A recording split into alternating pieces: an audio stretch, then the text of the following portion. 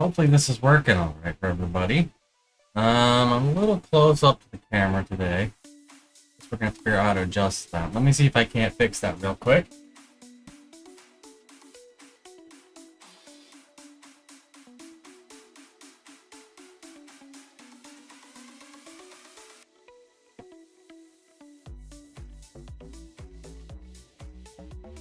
Oh, there we go. It wasn't close up, it was just really low. Hey Google, let's record.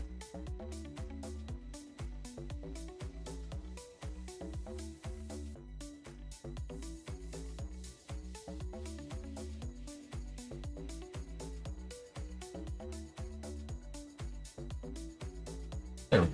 I think that's a little bit better. I don't know. I'll have to mess with it more later. I've been messing with it all morning and I think we got things a little bit off kilter. Didn't quite get it right. But yeah. Now we've got like the social media icons. All that's in the description down below. So yeah, I think we're pretty good. I've got like some background music. I don't know. I just figured it was a little nicer to have a little something. It is set up to duck the audio based on what me talking. So it shouldn't ever be a problem when I'm talking. Yeah, let me know how that is. We've got everything working. I've got the cursor. You can see me typing in bottom left. Oh, actually, you probably can't. Well, right now you can't.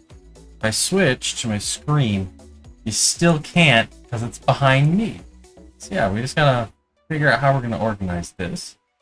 If I do that, and then I grab it, I drop it right here, it goes off the screen. So it kind of has to be over there, doesn't it? Let's see. I'm just gonna mess around a little bit here. Preferences. Does it let me change the align? No, it doesn't.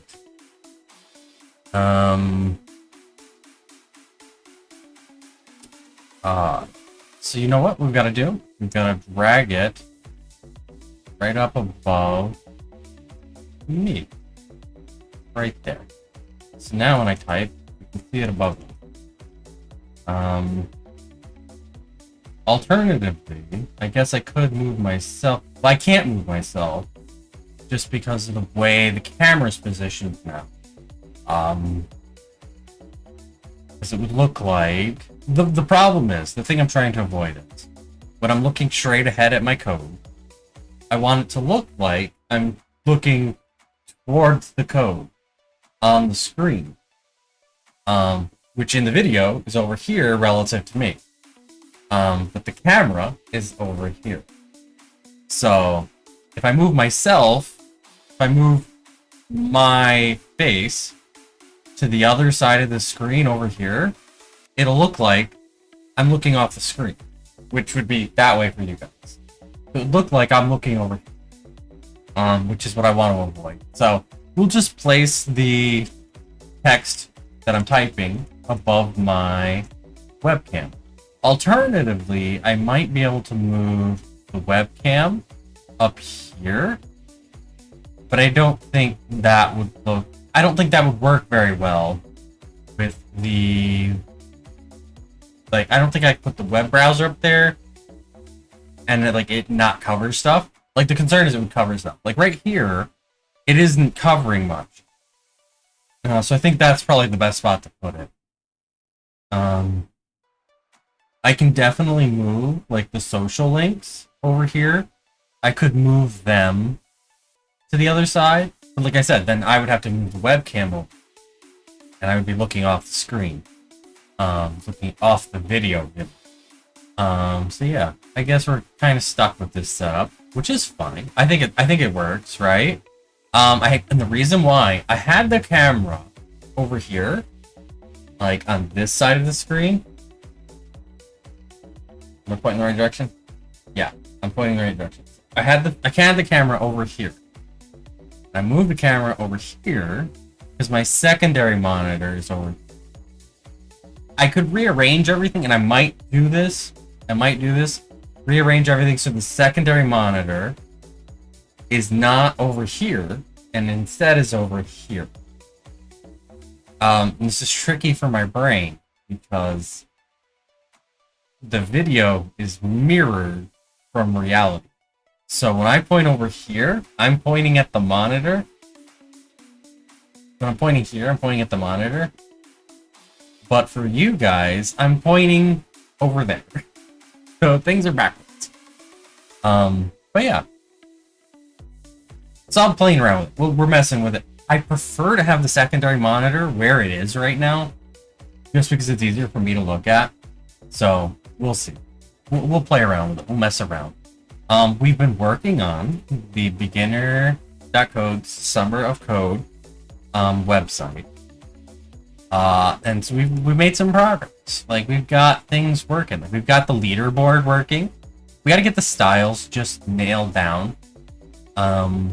Arian's been working on that. We've got this working, looking nice and pretty down here. It's got a nice little box to separate her out.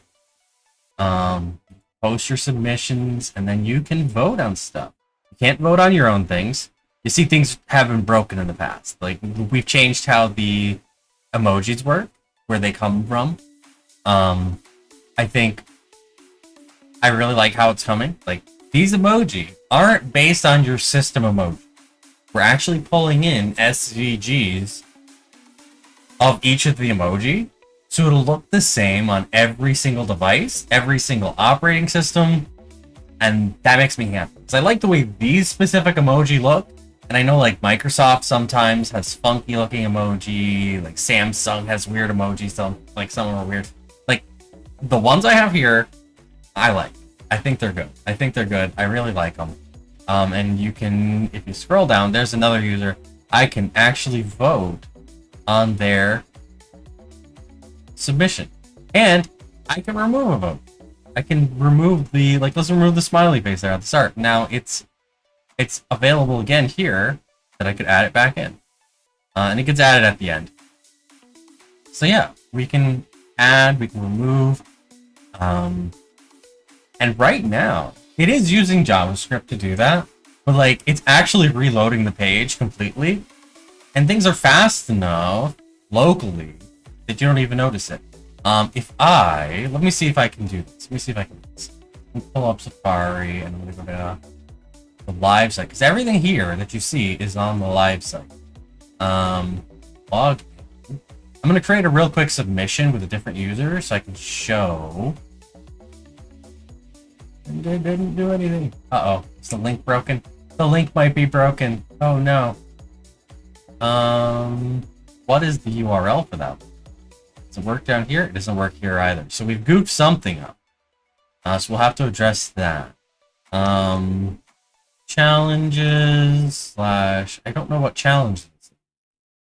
If I go to the add. Then I go to challenges. I have just the test challenge. Oh, okay, that's right. I added a delete button, so I can actually delete challenges now. So if I go to test challenge, it's ID 1.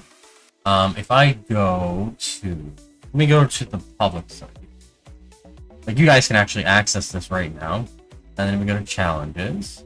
There's a bunch of challenges.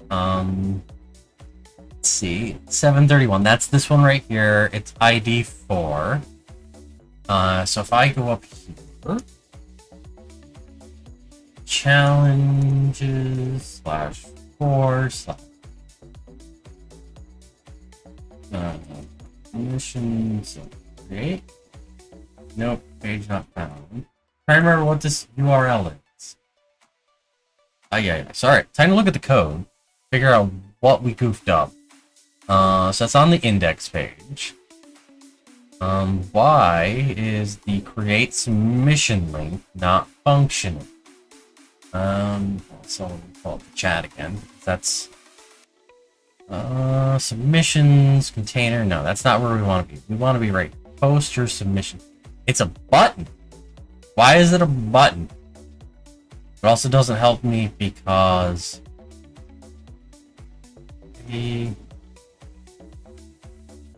now we've got to figure out what the URL is. So that means I think we need to jump over to site.py. Show challenges, log out.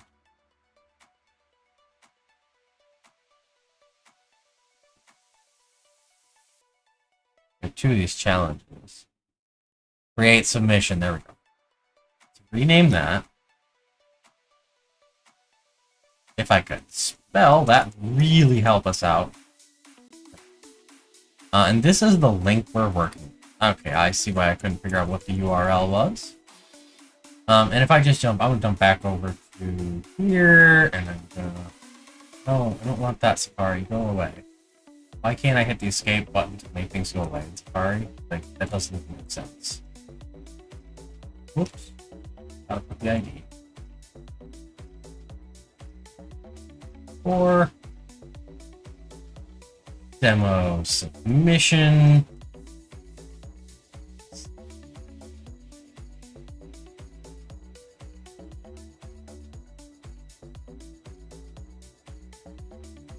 Why are you doing... Safari does some of the weirdest stuff. There's a reason why I don't use Safari. It just does some of the weirdest stuff. Alright, so now we have... Now if I come over here, I'm on the live site. If I go home, I can't vote on my own, right? But I can vote on this one. So now I can vote on this one. And what I was curious is, because this is reloading the page. Every time I click one of these, it reloads the entire page. So I was curious how fast that would be. Like, you can see sometimes, like, it'll reload. But, like, for the most part, you don't even notice it. Like, it's just re-rendering that whole thing so fast. Pretty awesome. Really working well. And yeah, so we've got the leaderboard up. Which is also what's cool, because every time I add a vote, it reloads, and that vote shows up. It's at 15, we're going to add another one. And then it reloads, and now it's at 16. And then if we get it to 17, they're still they're tied. 18, it didn't sort. So we need to figure that out. We need to figure out that. Figure out what's going on there. So let's first fix this link real quick. We're going to put that right like that. And then we're going to do this. Gotta insert the challenge ID, which I believe, yeah, we do challenge.id, and then if we go to localhost again, home, and now, aha, it looks funky, which is why it probably got changed to. It's got to be roll button, and then reload, boom, looks like a button again. Post your submission, takes you to the submission page, boom. Looking good. Looking good. Now, the thing that I don't understand, like if I create a submission, testing, HTTPS, that, create, it didn't reload me. Submission object has no attribute status. What line? On line 111 of database challenges. So that's supposed to redirect you, which is what I'm confused about. So we need to figure that out. Like something's happening on this.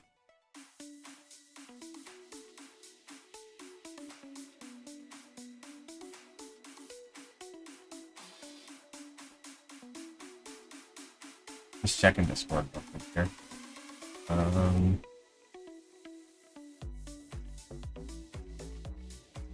Alright. What do we need to put here?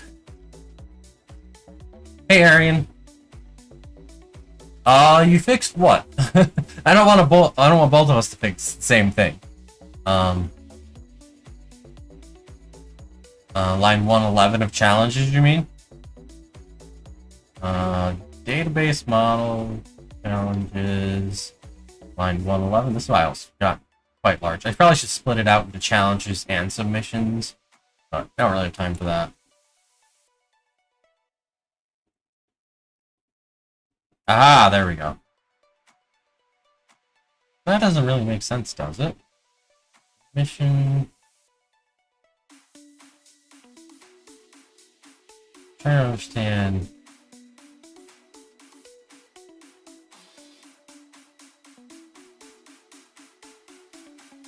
As submissions. Alright, I see the problem. I see the problem. that is singular. It's supposed to be plural. And now that went away. It's supposed to be submissions, not submission, because it's the submissions module. But if you use submission, right here is where it gets defined. It's just funny coincidence that the way enums work, you're actually able to use a status enum type. It's like this created. You should be able to do dot. Like you can see, there's where'd it go? Oh no! Scroll up. This is like you can see there's approved, and then there's none. So you can actually access the other enums through the enum. And so that's what happened when you just changed it to lowercase status. But this is the correct way. It's supposed to be coming from the module, getting the status enum, and then accessing the created type. There we go. So you got that working. No, this is in my way. But I'm gonna move it over here. I think that makes more sense. There we go. There we go. That works better. Because now it's not in my way. So, alright, so we've got that fixed. Let's pull up tower. And let's see. Change index. Use or fix create submission button. Like if we want to change that to be a form and someday do like an overlay, so like we don't have to load a whole nother page, I'm all for that. Like, doesn't really matter to me how that functions, but right now the way it's set up, it has to go to a page, so we can't use a button. Not simply. Fix the broken enum. And then create submission and one. There we go. There we got 3 new commits already. So what next? Alright, this should maybe redirect now. So if I click create again, it didn't redirect. Oh, because I haven't restarted it. Whoops. Let's restart it, and then we'll try that again. There we go. It redirected that time. And it scrolls you down, so your submission will show up. It's like we're on the home page, right? But yeah, you see we created multiple of the same submission. Yeah. Alright, cool. Looks like we have 3 concurrent viewers. That's awesome. Glad to have you guys. If you got any questions about what we're doing, like, let me know. Anything you want to know about, let me know. We should be hopefully getting this launched and live tomorrow. So we're trying to wrap it up right now. I'm just getting some polishing done on a few little things that I'm spotting that are broken. And I'm going to get announcements working. So this way, when a new challenge goes live, you'll see an announcement on the Discord server. When a new submission gets approved, it'll get announced on the Discord server, so you'll know to go vote for it, go check it out, see what it is, see what's going on. So yeah, that's where we're at right now. That's what we're working on right now. I gotta get those announcements working. It will probably require me to drag a window off screen though, because I forgot to set up the webhooks. We still have to set up the channels on Discord. And then I'll have to generate the webhooks, put them into the database, and then I can get that working.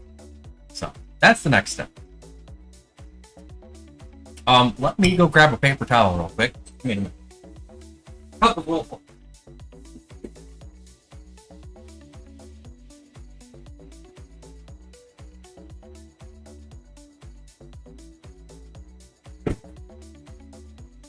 All right. Okay. There we go. And like I said, I've got some new stuff set up today. I've got the social media links on the screen. I've moved the camera to this other side. I've got background music playing. Like, if you've got any thoughts or anything about that, let me know. So this way we can improve the stream, make it a little bit better. So yeah. And I did set up, and I didn't use it, I did set up a BRB screen. Just, let's spend like 15 seconds to check that out.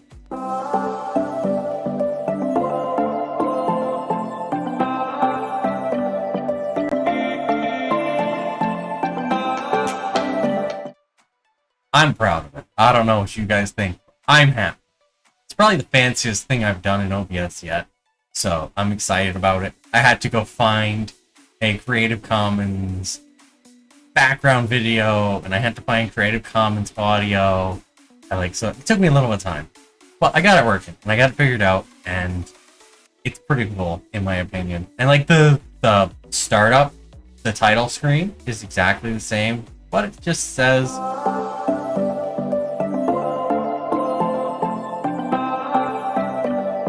So yeah, I had a little bit of fun. That's what I spent my morning doing. I should have been working on the website for the challenges that are supposed to be starting tomorrow. But yeah. Alright, so what do we gotta do first? I need to grab Discord. Let's grab Discord, bring Discord down here. Ignore that. Scroll, let's see. Let's create a new category. Where's the button? That create category. I think we are going to be starting like midway through summer. So I just want to get your input.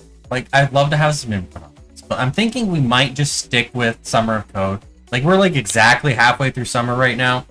We've been really delayed. I wanted to get this going in May, and we just haven't had time to get it to happen.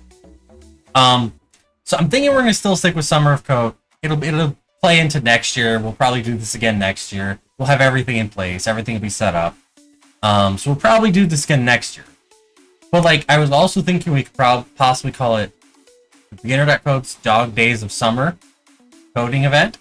And then a friend suggested, let me see if I can find that in just a second. A friend suggested, scroll up, the Midsummer Coding Bash.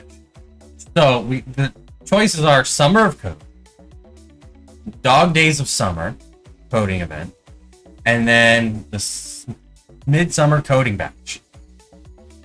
So like, those are our options. If you have any thoughts, let me know. I'll probably ask on the Discord too, because we've still got time to rename things.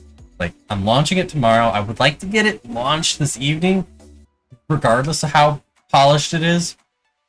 Because we can add new features and we can improve features as we go.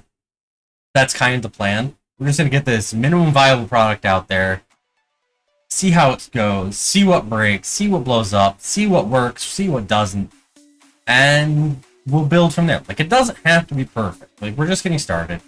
This isn't year 8 where we've got 130,000 people participating. No. This is year 1, day 1, month 1. So we have the space to have things blow up in our faces. We have the space for things to not look great. So we're going with it, and we're gonna make it happen. I just need to get a few things working so that we can launch. Another thing I do need to get working at some point is I need to be able to have people report submissions for various reasons, because I don't want... Because it allows you to put whatever link you want. You can link to anything. So long as you have a Discord account, you can log into the Summer of Code website and submit a link to anything. We are going to try and add some filtering later on. We've already got a bunch of filtering set up for the Discord server. So we're probably going to take some of that code out and apply it to this. But for now, we're not quite there yet. That's going to be a few things we're going to be working on the next few days. I'm probably going to have to dial it back to like one day a week where like I spend like 30 minutes on it, just implementing one thing. Because I've got a lot of other stuff I got to be working on. I've spent way too much time on this. Mostly, not necessarily that I've spent so much time on it. It's just that like I haven't had a lot of time to dedicate to anything extra. And all of my extra time has been going to this. So, Alright, so this is going to be a private category for now. So next, we're just going to make that available to staff and mods. Event managers. Nobody's an event manager right now. Maybe someday we'll have someone who wants to run an event. But for now, we don't, but I'm going to add them in. We're going to create the category. So we've got a new category. Let's scroll down. We can add a channel. Now, what emoji do we want to use? Let's do that. We'll do watermelon. And we'll create channel. Actually, I'm gonna rename this channel. Chat. Like I found on Discord. Hey Wiley, how's up? Hey, Willie, how's it up? How's it going? We're right now working on our summer coding challenge event website, which should go live sometime later today. Hopefully before midnight UTC. This way it'll be live on Monday, and I'll be able to launch the first weekly challenge, which we're probably going to run through, not August, to the beginning of October? No, not October. Autumn. That's the word I'm looking for. So it should run through the beginning of autumn. So it's going to be like September 20th, 21st, somewhere right in there. So we're going to get a good 6 weeks out of it. And I think that's a good inaugural launch. So we should be getting that done today. I'm getting announcements working right now. The automated announcements working right now. And we will make this an announcement. You know, this is not the announcement. It's the chat channel. And what I was saying is, I've found with these event categories where we have a chat that's dedicated to the event, if I just call it chat, like about probably a sixth of new joins find that channel all the way at the very bottom of the list called chat, and they start just randomly chatting. And it's like, no, there's non-coding chat, there's coding chat, we've got showing off, we've got all these other places at the top of the list that we're supposed to chat. So I don't understand it. So I've had to put like the event abbreviation. So like you'll see, even for like the advent of code, I'll do like AOC chat. So that's why I'm doing SOC chat. Alright, so that's gonna be... Alright, save changes. So there we have that channel. And let's see, summer code, SOC chat. We're gonna create another channel.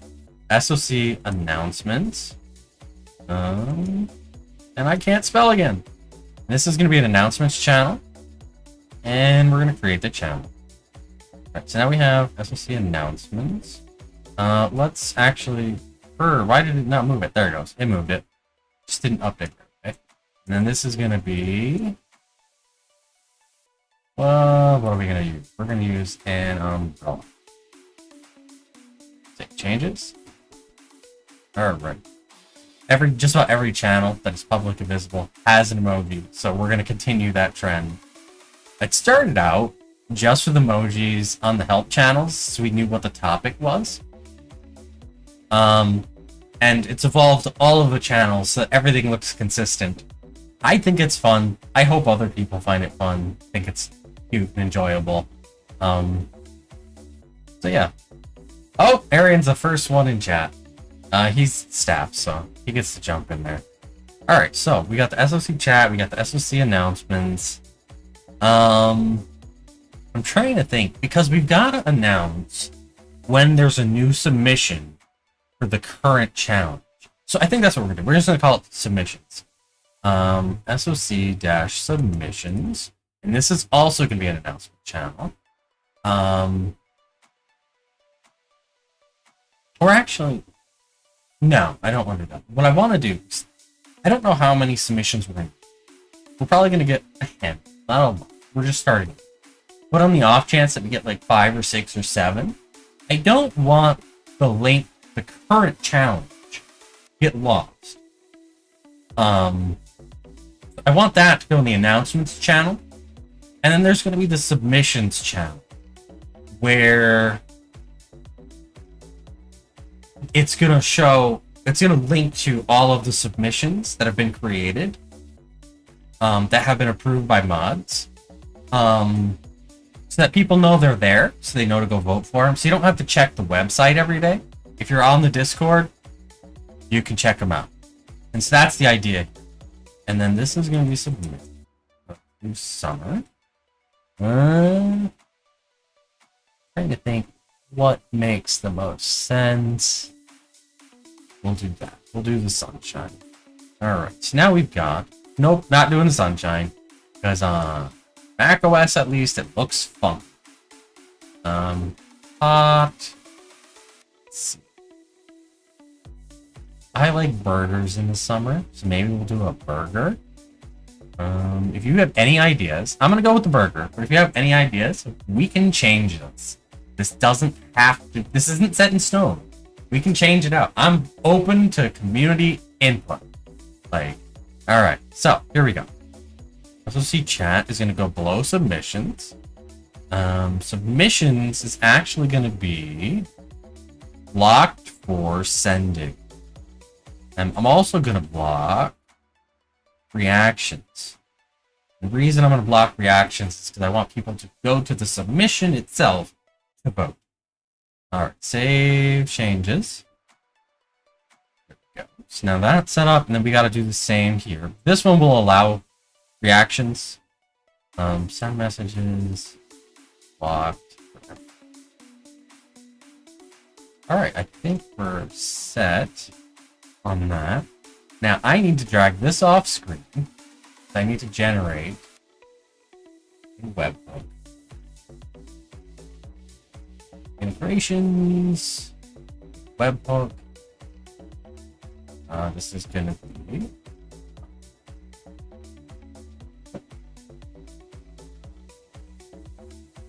Copy web URL. Oops, I gotta save changes. Didn't realize that.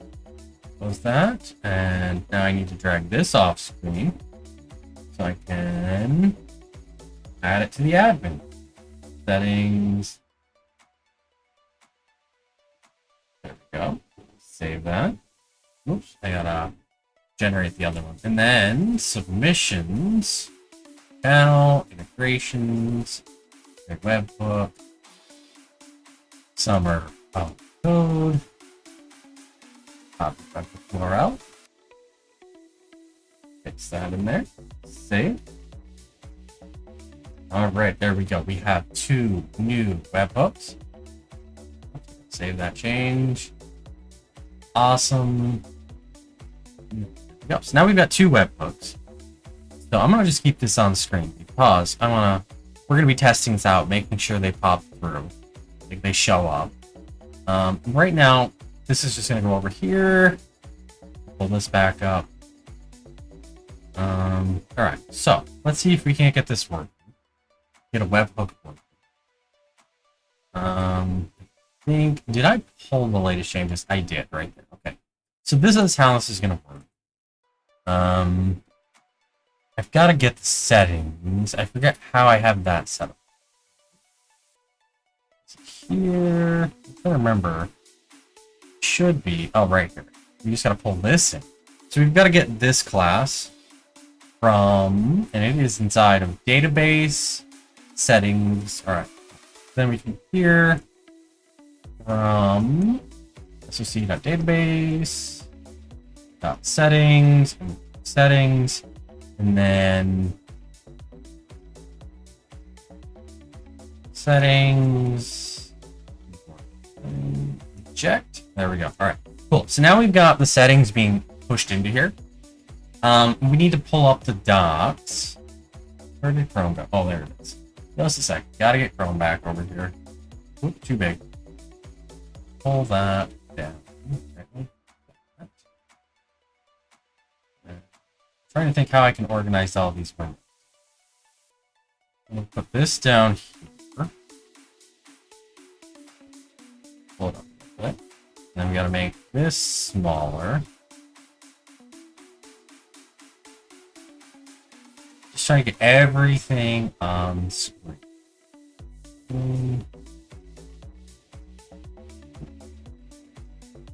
go. So now we can see Discord, we can see Chrome, we can see the terminal. Let's make that one bigger. I'll bring that down. Yeah, that'll be fine. If it'll let me bring it down. Why is it not coming down? There we go. Weird. Alright, so now we're all set. So what I'm trying to do, we're going to stop this. I need to do this real quick. Because I've got those webhooks in my clipboard. So I need to clear history. There we go. Clear history, please. There we go. Alright, now if I do that, you see no history. Cool. Awesome. So next step, I gotta figure out how to send a webhook. I've got the URL. The URL is at settings dot what did I call that setting? If we go over here to the templates and I go to settings.html, I can see right here submission approved and new challenge. Right? Was that correct? Yeah, that is. Cool. So then I can just do new challenge, or is it get new challenge? All right, like that. Jump into, like, if you jump into settings, you can see there is a get function. Yeah, there we go. So next up, what do I have to do? I need to. So this is the webhook, and we'll call it URL because that's what it is. And I'm going to bring that up a line, and we're going to do webhook URL, and this way, if no webhook is set, it doesn't just blow up. It'll just do nothing. All right. Why is it complaining about that? Maybe static. Oh, never mind. Don't care. So now I gotta find the docs. This is why I pulled up Chrome. Because we gotta go to Discord. We're gonna just jump there. Let's see if we can figure out where webhooks are. Webhook resource. How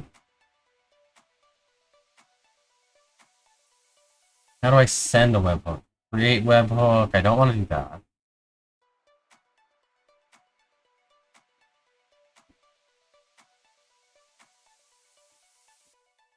Trying to think. Well, we use the webhook URL. So this is a post. I think we just post to it. We give it a multi-part form data. If we're uploading a file. We're not uploading a file.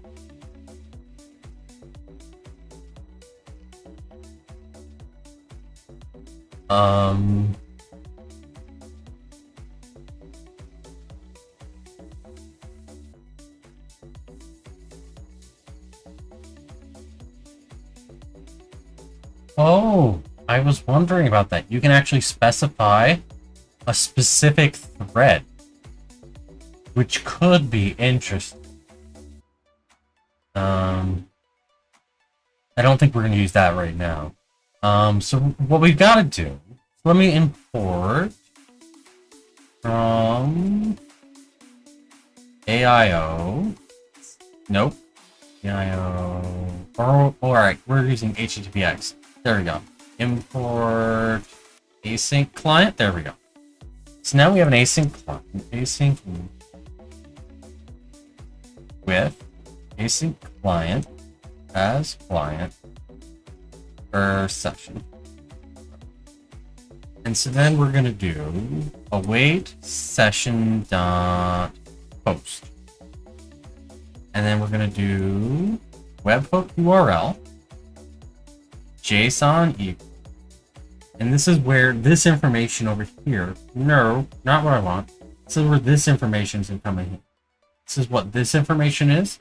That's going to be our JSON data that we pass to the webhook to send the message. I'm probably going to want to send an embed, but for now, we're just going to use content. That's all I care about right now. Oh, cool. We can override the avatar URL, which will come in handy later. So we can attach buttons to this. We can attach files. We can attachments. Ooh, suppress embeds is nice. I didn't know you could do that. It can even create a thread. Ooh, interesting. That's interesting because I wonder how that works. Because then, like, maybe we could create a thread for the challenge, and then we can send all of the submission webhook calls to that thread. That could be interesting. My issue with threads is discoverability. Because it just feels like they're hidden unless you want to know about them. And if you don't know you want to know about them, you're just not going to see them. And that's a concern for me. So for now, we're not going to worry about it. What is this complaining about? Oh, whoops. Because this is hitting the database, so we have to await it. Now what's it complaining about? Got list, dict, string, any, none. Oh, I know what's wrong. So let's just jump back over to not here. We want to jump over here. I've got the key, and then I've got the name. I need to get that name. Because that's what we're going to grab here. I'm going to grab that. And then call that webhooks. If webhooks. Webhooks. Then we put, not that, put this. We put new challenge. All right. So we're getting the new challenge webhook. Right, like that. Pretty awesome, right? And then we're going to do content and hello Discord. All right, cool. On submission status change. So I'll be able to trigger that. I've just got to switch one of them to approved to make this work. So if I go over here and we start the server, and then we come over here to localhost. We're not going to be... Wait, we are going to see. Yeah, we're doing new challenge. No, we're not. We don't want new challenge. What was the other? Come over here. Not new challenge. We want submission approved. Because that's what this code is for. Right like that. There we go. So now we're going to get submission approved. The submission approved, which is going to come to SOC submissions. If this works. So we got to restart the server. We moved up. All right, there we go. So it's restarted. That was nice and quick. So if we go home, nothing different there. All right, but if I go to the admin and I go to challenges and I go to test challenge, I come over here. All of these are showing as approved. Well, they're not approved. I need to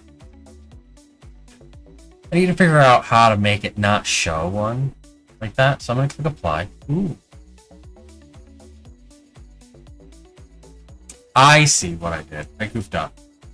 We need to do heavy method. Like that. There, we fixed that. And then I click apply. Then we can go to approve, apply. Boom, it worked. There we go. We've got hello Discord. I've got to see, is there a way to make that publish automatically? Or do I have to publish it myself? It does look like I have to have that. I have to publish that myself. So I'll just set up the bot for now to automatically publish the message when it sees one from a webhook in here. But that'll come later. We'll get that in a little bit. We won't worry about that for now.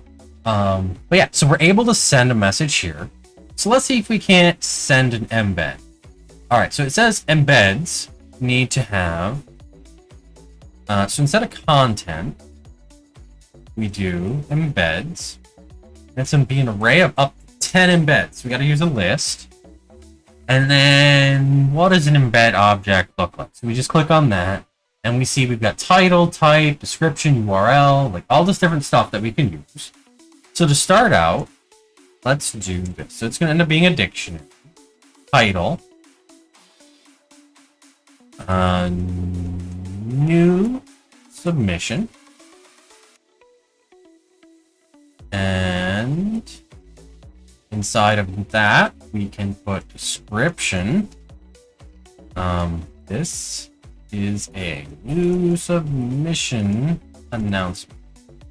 We're just like testing little bits of code here. Why did you wrap around? I don't want that. There we go. I keep forgetting to disable that in PyCharm. It's not a bug. Like, I would say the way PyCharm does it is a bug, but like it being enabled right now isn't a bug. I enabled it myself, thinking it might be useful, and it's not, and I have not gotten around to disabling. Alright, so we've got that. Now let's go over... I just restarted the server. If we go back over here, and we're going to disapprove, apply, and then we're going to approve, apply. There we go. Now we got one that's inside of an embed. Awesome. Alright, we want to add color. Color... What do you think? Should we just go with like a yellow? Something like, let's see, CC00. Let's go 3. Let's see what that looks like. We can check that real quick. Boom.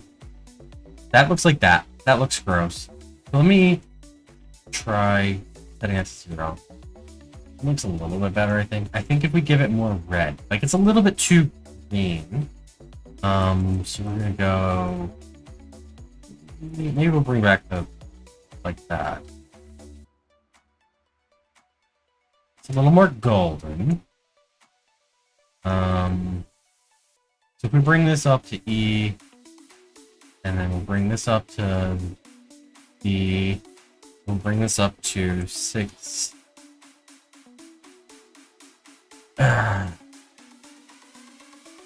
Solid.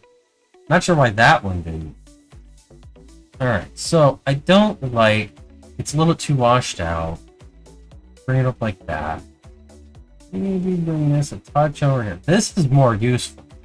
And then there's our RBG. Copy that RBG. Gonna do that. Hex. So it's just taking a hex number. Which should be doing exactly what we want it to. And then we come back over here. We're gonna disapprove, apply, approve, apply. There we go. So now we've got a yellow on the side. All right, cool. This is a submission announcement. All right.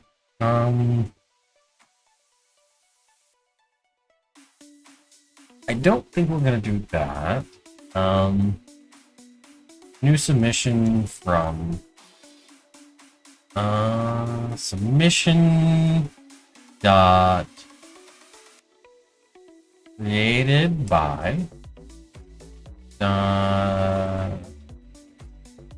we need to do this. We need to pull that out. We need to do user equals await, boom, like that. And then we can do user dot username, right, like that. Then if we just restart the server, you can see I disapprove, apply, and then I approve, apply, new submission from Zech Codes. This is a new submission announcement. All right, so now we're gonna do this. I'm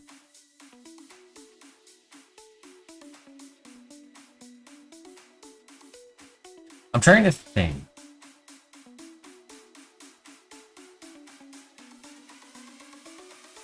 So we gotta do two things. We want to share the description, so let me do that. It's gonna be right now. We're gonna do it like this. Submission dot description, right, like that, and like that should do what we want. And we disapprove, apply, and then approve, apply. the description. All right, and like if you look at the submission, that's what the description is. The description.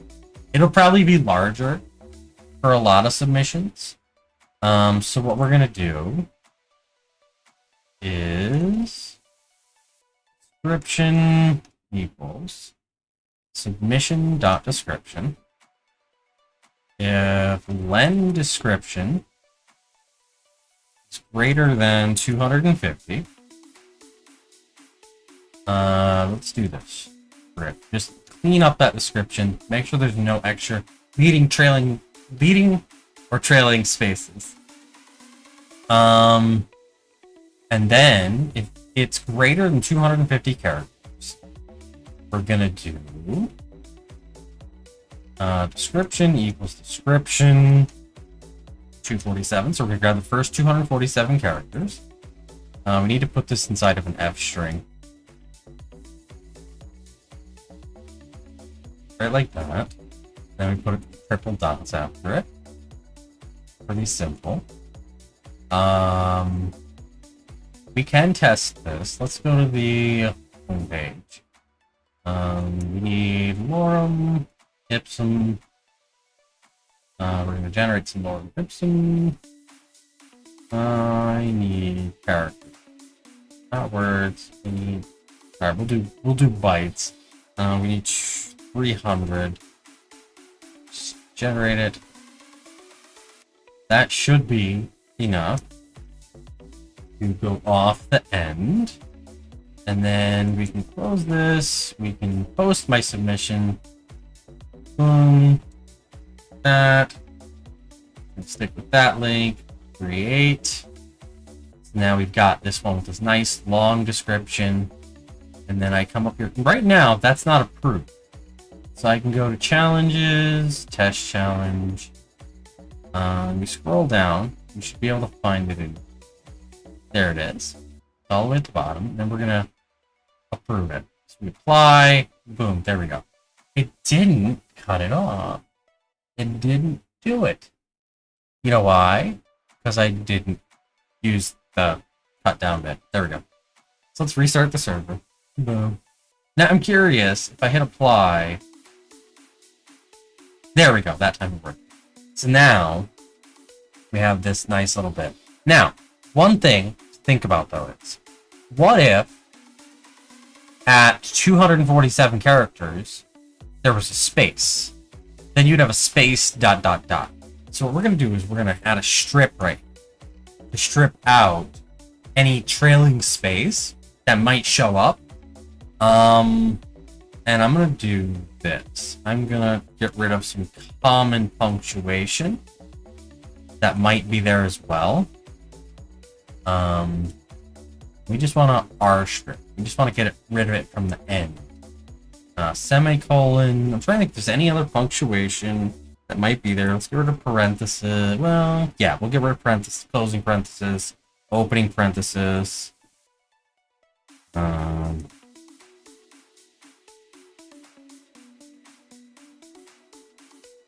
Just getting rid of stuff I don't want to be at the end before the ...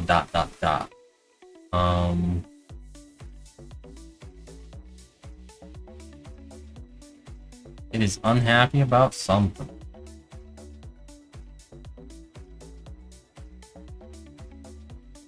Oh, I know why.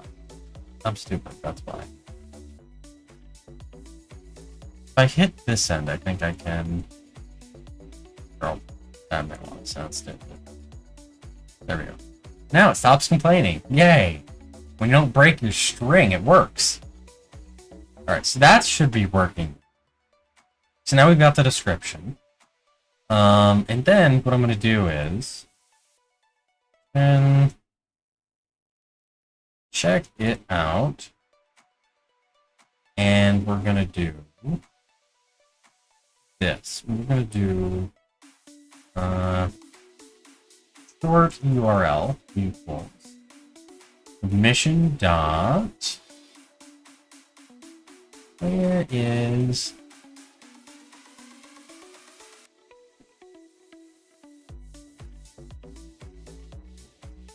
I thought it was like link or something. Submission is not submission. Description status, link. Link. Oh dear. What? That doesn't make any sense. So let's go to the homepage. Because that's where we're using that. We scroll down here. How are we inserting? Got the vote button. Let me scroll down here. Vote button. Can't resolve file. But actually, if I go to the homepage, is that broken? Home. Check it out. I think it might be broken, but I can't tell. Because I keep linking. Oh, wait, hold on. If I click on one of them. No, it is working. It is working. So I don't know why. Let's look through here.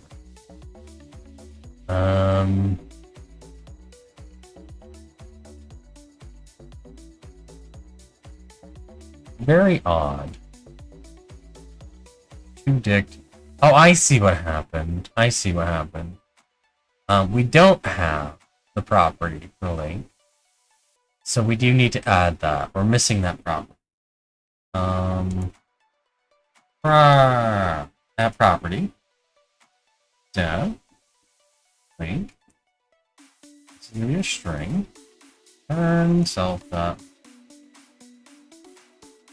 I like that. Cool. So now, when I do, we're doing the short link, dot link. And we're going to just grab the first 20 characters.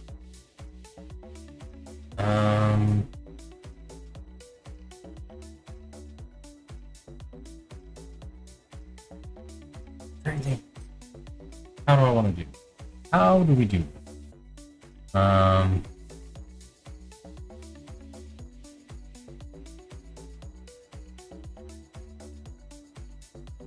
Let's just do a plus beside votes for now. Because like all of the existing votes are gonna be right next to vote.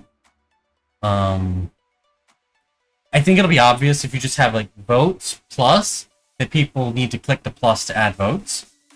And then when there's already votes, it'll be votes and then like smiley face, rocket ship, whatever, and then plus. So people should be able to identify, oh, I want to add an emoji. I can go ahead and click the plus. I think that makes sense. We'll have to see. We'll play around with it, but I think to start, that's what we'll do.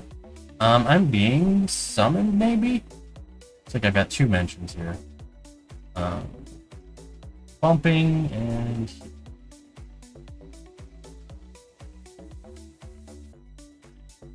I'm not sure how to help them. It's not going to be super quick. So, mark on red. We'll check that link. Alright, back to what we were doing.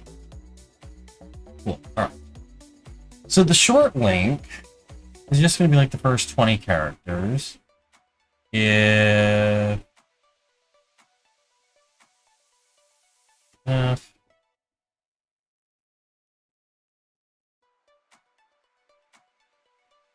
then...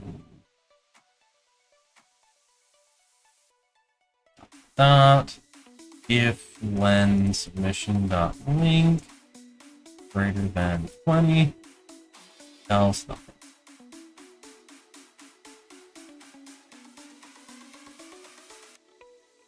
That should get us a short URL. I'm just trying to shorten it so it doesn't take up a ton of space. And then submission dot link. There we go. We have to close that. So now, we restart the server. I think we should be pretty much done. Yeah, we're almost done. We're probably going to want to put an icon. I can grab that from the user. So then we're going to go admin, challenges, the one and only challenge. I'm going to do it on this one again. Apply. Boom. New submission from Zech Codes, the description, check it out, and then you've got the link. I think 20 isn't enough. I think we need to show more than 20. Actually, you know what we're gonna do? How do we do this? We're gonna create a function. That's what we're gonna do. This is getting complicated. Create short link. Submission dot link. And then we're gonna come down here, def, create short link. Link. String. Let's go to a string. Like that. Link short. If len short. Actually, what we're gonna do is, how do we do this? I want to remove HTTP, so we need to import read. Import read. Read dot match, and then we're gonna do HTTP, and then we're gonna do s question mark. I think is what we need to do. // We're gonna put this inside of a group, a non-matching group, like that, and then we're gonna do dot plus, right, like that. Okay, and that should return dot plus. There we go. Because this is what I care about. This bit right here. So everything after that. So we're just gonna get the and so then link can go like that. Link dot group 1, maybe. I think that's what we want. We'll find out in just a second, won't we? There's an easy way to check this. We're gonna pull up Scratch file. Scratch, import read, and print, and ps beginner code / challenges / test URL, and boom. Run it. All right, there we go. So we got rid of everything before the domain. So we got rid of that protocol bit, which is awesome. All right, cool. Which is what I just want to get rid of as much excess information as I possibly can. And then, so what we're going to do is this. We're going to do short equals, and then we do if len. I'm going to write it here so we can test it more easily. We don't have to restart the server every time. We can do 32 short equals short up to 32, and then we do dot, and then we print out what. And we run it, and there we go. There we go. Beginner.code challenges. This is the test. And I'm going to do this. I'm going to dot strip. We're going to remove spaces. We're going to remove backslash or forward slashes. I don't think we need to remove anything else. I'm going to remove pound sign. I'm going to remove the question mark. I'm just trying to think through what things might be in a URL that we don't want to be there. And I see this is, so if I'm going to replace that pound, so like the last character on this was I just put a pound sign with I. That should get stripped out. Now if we run it, there we go, it got stripped out. It's replaced with the ellipses. Alright, cool. So this is what we want. This is what we want to use. I put that in right here. This little bit. I don't know why that didn't paste with proper format. Short. Boom, there we go. And then we return. So now we have a nice, neat. Why is that complaint? Oh, I know why. Because match doesn't care unless it's inside of a group. So if it's just there... Oh, the reason why I had that group, never mind. I know why. We wanted to handle something. It's like, what would happen if I change this to a URL that has no protocol? It doesn't work. So if I put this there, it works. And then if I put that HTTP, we're just going to do HTTP. There we go. And that worked. And then we can do S, that, and that works. So now they all work. Because it now is matching, even if this group doesn't match it. If that group doesn't match anything, it just gets ignored. That's what that question mark is telling you. So there we go. Cool.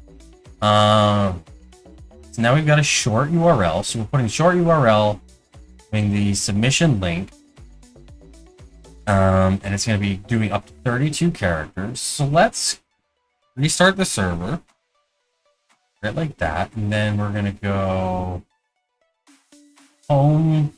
We're going to post a submission. We're going to use our lorem ipsum. Actually, let's do 2 lorem ipsum. A little bit longer this time. And then we're going to do that slash... Why are you not cooperating? I see.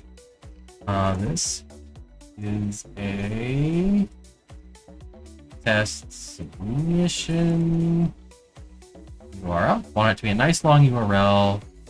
Create. So there we go. We've got our new submission. It's nice and long. That's something to note. New lines don't get converted to paragraphs. So we'll have to address that. That's going to be probably the next thing I work on. It's not a super hard thing to fix. It's just something you have to think about ahead of time. All right. So now when we have the check it out link, which goes someplace, and if we go back to the admin, and then we reload this page, scroll down. Now we've got the second one with more text, and we click apply.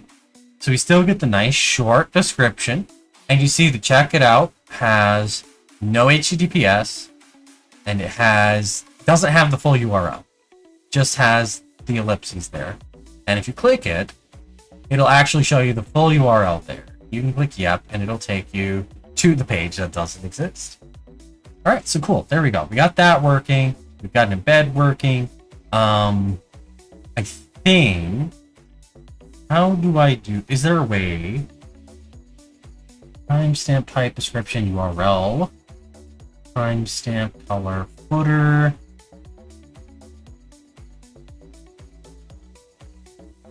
You know what? That wasn't what we meant to do. Not at all. Alright, cool. So this is what we're going to do. URL equals... Because it needs to go to our website. So it's got to go to https soc.beginner.codes. Actually, I'm trying to think. Let's check something. Scarlet. I'm wondering.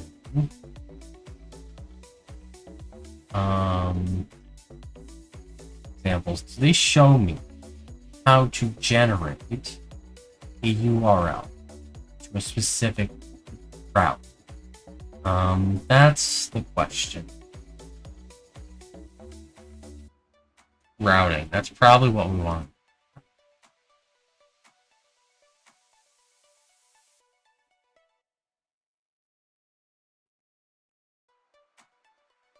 Just scrolling through here, trying to figure out. Usually there's a function you can call that'll return the full unqualified, like the fully qualified URL for a specific route. I'm just trying to see how they do it. Name is static.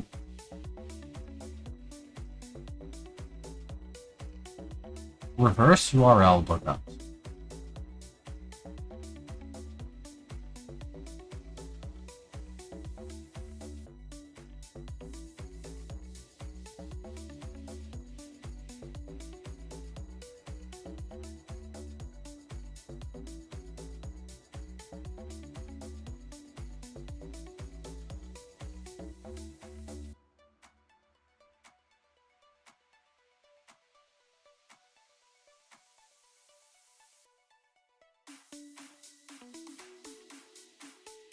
Okay. Alright, so we've got to get the request. I think I did set that up so we can make it work. I've just got to check. Context. We come up here, bevy route, get route, context, and request. Okay. So we've got to get this. Request is coming from fast API. Come back over to our, not that. There we go.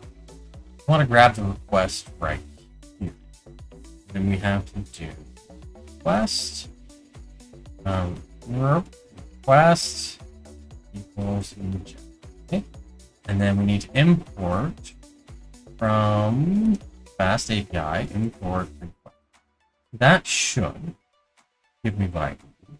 And then I can come down. Oops, I see a bug. I see a bug! I found a bug! We gotta use the link. We don't want to use the hard-coded link. That makes no sense. Yes, please load from files. Thank you.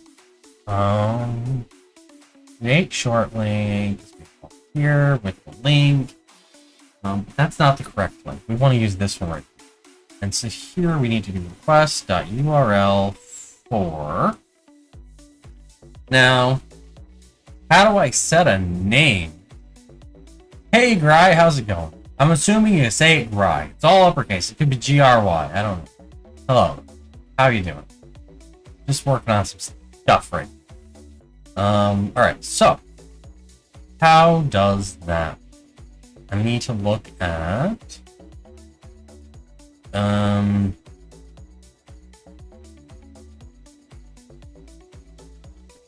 trying to see, how does this get submission dash 20? We need to go to the index. Let me just punch in index. Let's see if that functions. Submission dot thing. Nope, I'll use URL. Like that. So now I think we've kind of over-engineered this a little bit, given we're not actually using the link, we're using the URL.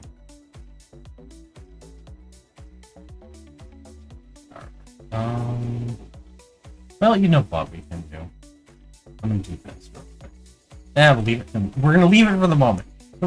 We'll figure this out. So now I need to come back over here. Need to apply. We got an explosion. So, what are you talking about? That's not good. I think I know what happened.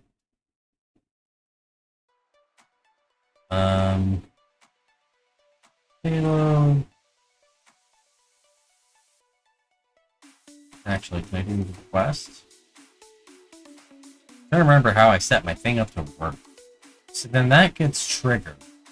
Where does that get triggered? I don't remember. It gets triggered from database, challenges, dispatch, status changed. And I think the dispatch does that. I can do payload. Alright, cool. I think that does what I needed. And then I can come down here. And then we can do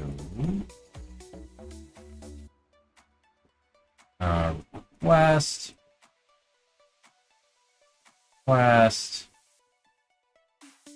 I can't spell. Just inject. Gotta import that from fast API. From fast API. Import request. There we go. Alright, so now we're gonna pass. Where do we dispatch? Here's where we dispatch. Dispatch request.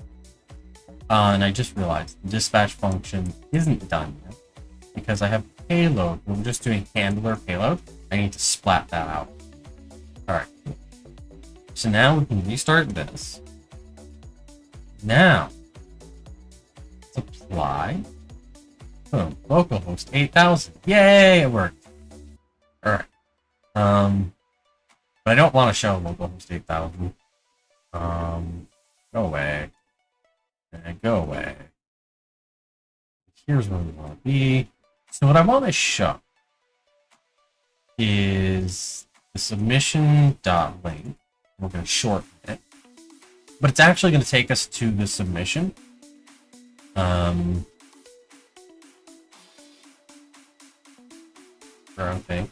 Wrong button. Why would you spread? Really? Really?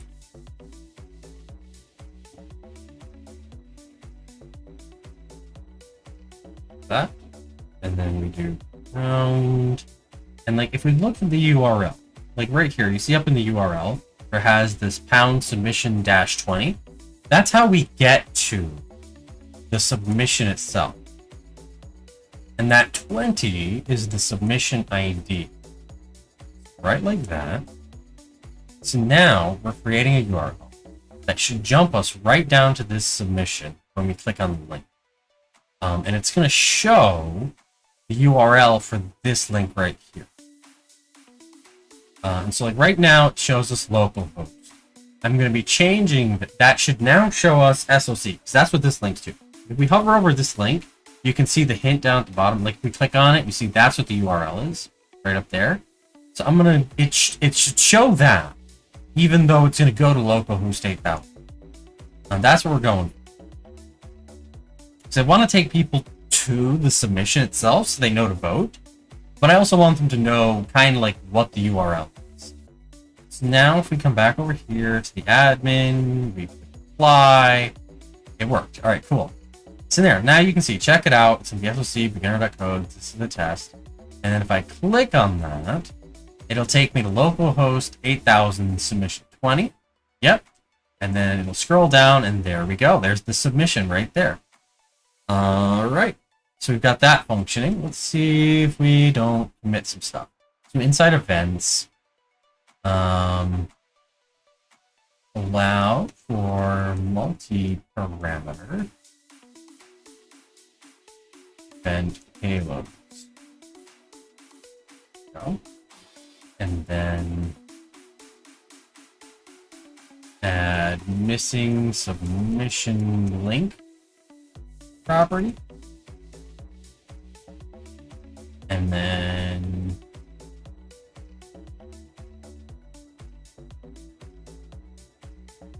pass the request to new or status change observers. Just making sure I spelled everything correctly. And then, oh, I wanted to put one more thing. One more thing. Did I see a way to do fields, other provider, video, thumbnail? I want to put the thumbnail as the user's avatar. So we're going to set that thumbnail and then submit or user dot avatar. Okay. Now, if we restart the server and come back over here, go back to the admin, we click apply. Nothing happened. Right?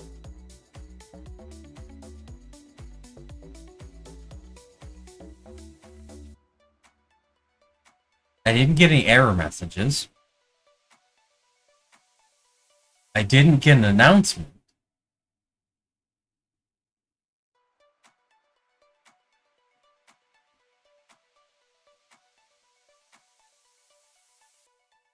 Print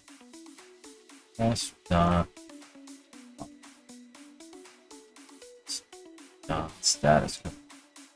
See if maybe Discord is yelling at us.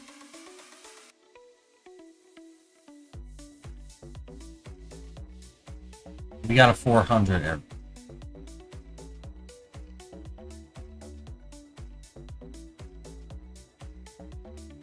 What?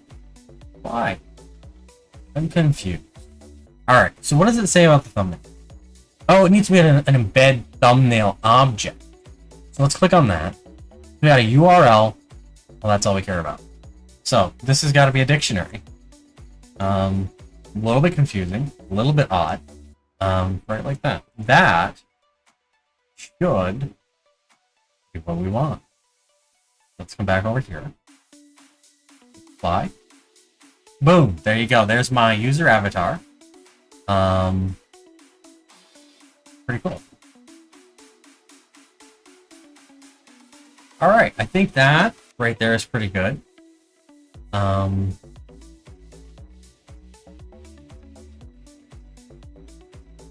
to think if there's anything else we can put on there.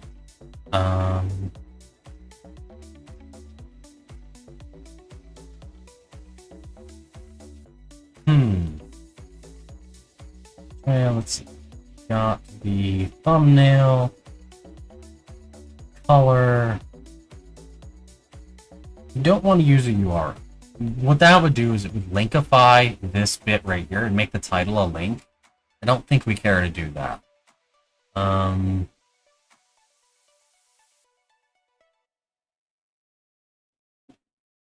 Timestamp, we don't really need the time. Well, do we want to put the timestamp? I don't think so. Footer. That just puts a section on the bottom. Don't really think we need that, do we? What does the footer offer us? We can put an icon, put text. I don't think we need that. An image would just be like larger image. I don't want to do that. Video would be the same thing as the image, basically. Bed provider. I don't know what that even is. Provider information? Huh. Author. Bed author. What does that give us? URL.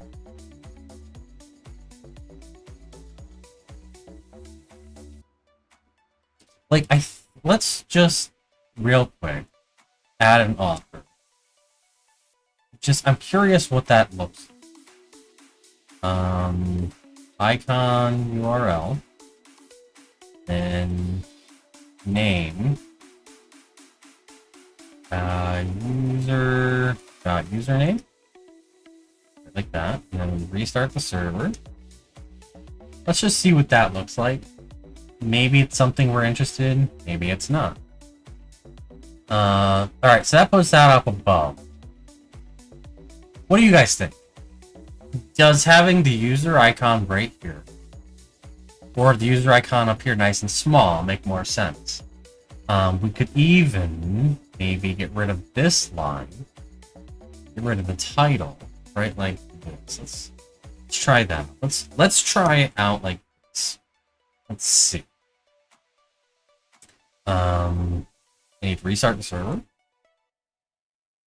And then we just click apply. Alright, so there it is. What do you guys think looks better? Do you think it looks better as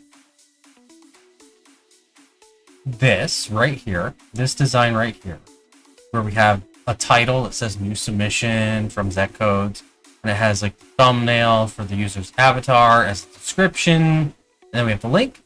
Or do we want to have it where it's just like the username and their avatar at the top with the description and then the link?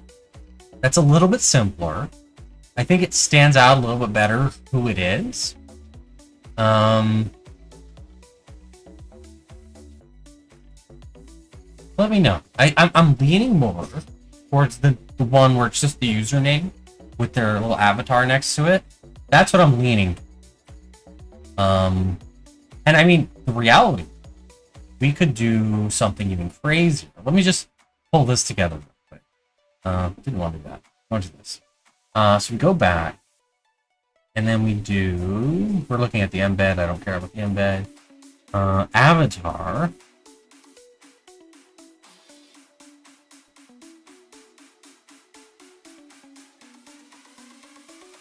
That's the webhook structure. I don't care about that. I don't want to modify. I want to execute. There we go. Here we go. And then we can do avatar URL. what if we did this? This is just a little bit crazy. So we're just gonna mess with it. This is an interesting idea. And then we do user avatar. Get rid of this. Get rid of that. We'll get rid of the title. And we'll do username. And user.username. Right, like that. Okay. We'll restart the server. Now this might actually be the cleanest solution. So we click apply, and now it shows up as me, Zech Codes bot, and then it has the description, and then it has the link. That might be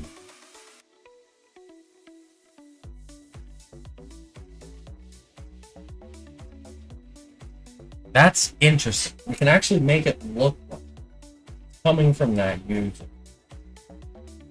So let me know what you guys think. Like, what do you think is the best looking? I'm gonna delete the one that's extra. Like, this is just everything spaghetti against the wall. We're just gonna delete that. So I've got a few options. Make this a little bit bigger. So we've got this option right here where we have like the title and then the thumbnail icon on the side with the description, the link, and then we have like at the top a small thumbnail like with the user's name. And those are sent by like a bot user, like sent like, we'll change this out to be like some nice icon and it'll say summer of code, or we can make it look like it's the user and just share the description with the link. And it has the user's icon and it has their username up at the top. Now, the one thing to keep in mind with this is, and this whole thing right, the webhook doesn't know what the username is on the server. So like, it's not going to show their nickname. So if they have a nickname set, it's going to show their Discord name, not the nickname. And like, there's no way to get around that with the webhooks. So I don't know. Let me know what you guys think. Like, there is a way I could trick it, but I would have to add some more information. I would have to store the user's Discord ID, and then I could fake the mention, and it would show their actual name. But it wouldn't work with this design. It would work in the body text here. It wouldn't work in the title, but it'll work in the body. I think I might be able to set the author as a user ID, and then it might work in the like heading section, like right here. It works here. I don't know. I'd have to mess around with that. I think right now I'm leaning towards this one right. I think that one looks the best. It'll be the least cluttered. So yeah, let me know what you guys think. I'm gonna go ahead and I'm gonna switch it back to the one I keep undoing this. Right like that. There we go. So that's the one that I like the most. We're not gonna have the title. No title, just a description, just an author. Go away. You know there's a way. No. There we go. Want to move that down? No. That down. There we go. Now everything's alphabetical. I like that. I like it to be alphabetical. Alright. We like the first and second style. I like the second style, so I think we're leaning that way right now. Yeah, I think that works the best right now. The first one is just a little bit heavy. I think, like, you're gonna have, because you gotta think, this is gonna be a channel that's just filled with these embeds. So if you have an icon, all the way up and down, it's gonna be really distracting. I think shrinking it down and getting the name up at the top, it makes it clear. All right, this is the user, that's their icon, and then they have this description and then their link to check it out. Alright, I think that's the way we're gonna go. Get rid of this. It's not necessary. That.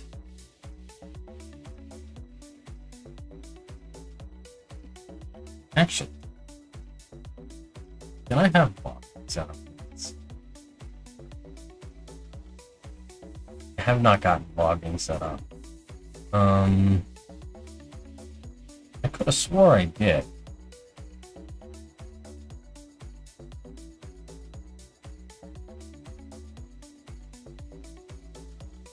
That's database settings.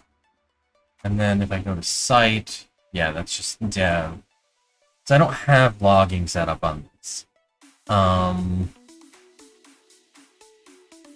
to remember if I just import logging and create a logger. From logging, import get logger log equals get logger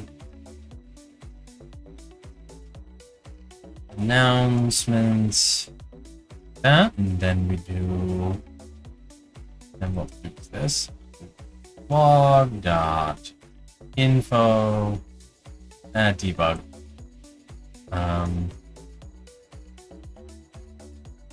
Announce submission approval. Then we do resp dot content, resp dot status code. That, and now reload it. Go back over to here and we apply.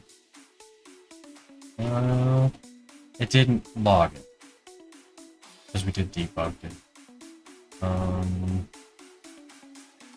How do we set the logger on that? Let's see. The heck, it's my Dunder main file. So many files. So many files. Go away. Go away. Go away. Go away. There it is. Found it. Alright. Log level. Should be set to debug. I don't know why. Don't know why it didn't work.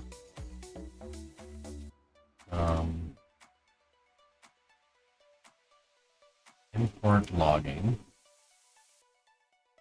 Logging dot two-way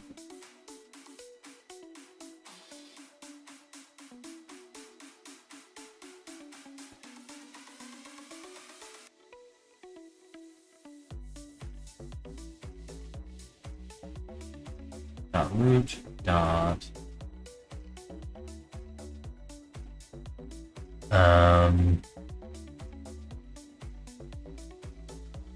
just trying to figure out how to. I think we just do get child, like that. So let's try that. Let's see if that gets me some logging. Nope, that still doesn't give me logging. I don't know how I'm supposed to hook into the unicorn logger. Very odd.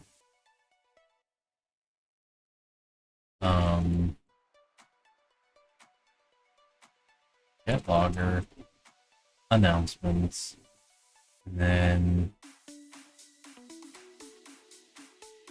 no. Alright, please work. Log dot.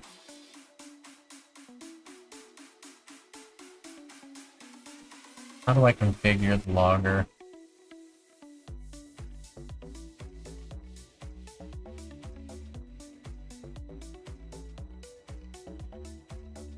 What if does that make stuff show up? Like maybe that'll make stuff show up. Apply. Nope, nothing showed up. I don't understand what Unicorn is doing. Like Unicorn is really screwing with the logging, and I don't know how to make it work right.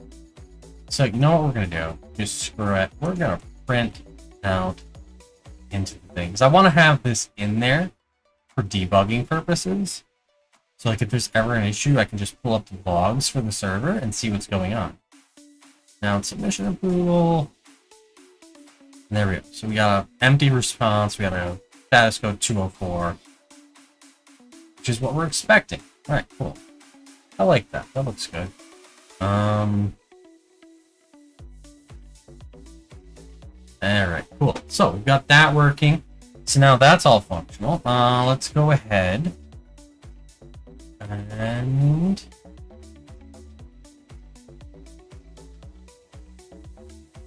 announce, add, announcement, approve,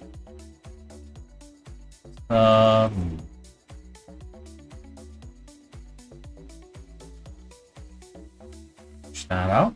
So now that'll go to the live server. Things will break on the live server. Not break, because we added the check. But the live server will do nothing. Because I haven't set the webhook URLs. That's what I want to say. Alright. Okay, cool. So we got that functioning. So next up, we've got to add a way to detect when a new challenge starts. Which is a little bit trickier, I think. We're going to have to add some stuff. Time to think. I think to get started, we need to add a way to get the next upcoming challenge. Excuse me. Whoosh. Sneezing. Alright. We need to add a way to detect when the next challenge begins. In order to do that, we need to find out what the next challenge is.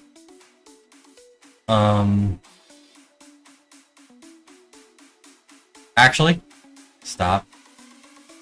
There was another problem. Go home. Graham has 10. Was it on the live site? Let's check. Yeah, King Crab has 18. And I'm still on top. So it's sorting this by user ID. I know how that's gotta be fixed. So we're gonna go ahead and fix that. Database, challenges, let's see. Get submissions, symmetric status, graded, update, get leaderboard, there it is. So we have to add dot order by submission model. Nope, submission model.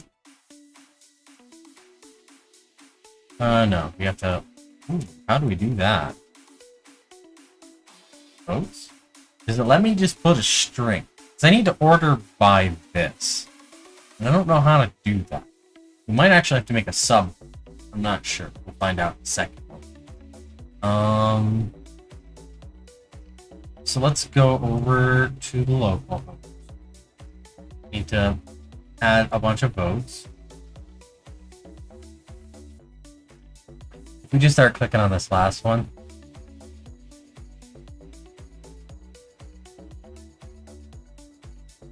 Because I can only vote once per emoji.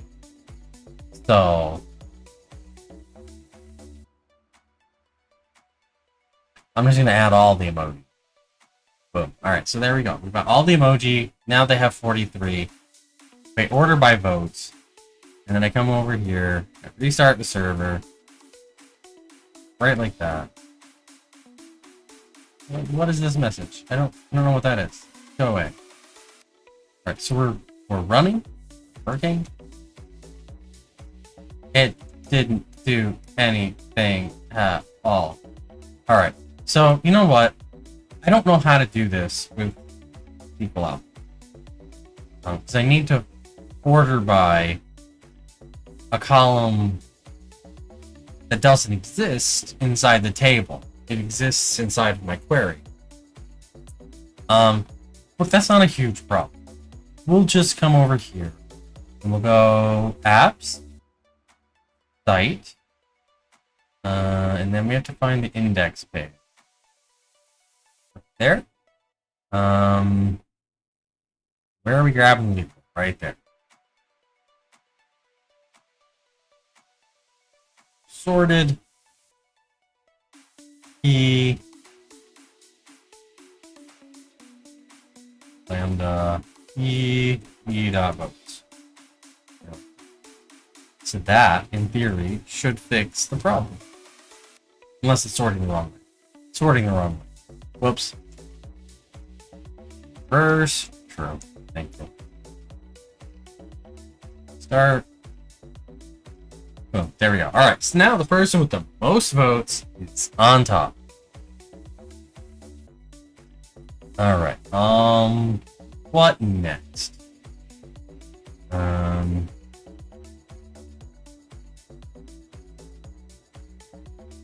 You know what?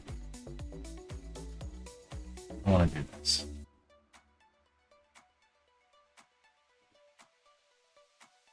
Get rid of that. This. Because we're doing this max check, which makes no sense. We can just sort there. And then we can do leaderboard 0. Right like that. Because now that'll be the maximum. So we're only sorting once. And to just check to make sure it works. Oh, there we go. It functions. Cool. Alright. Oh, let's make sure we commit that change.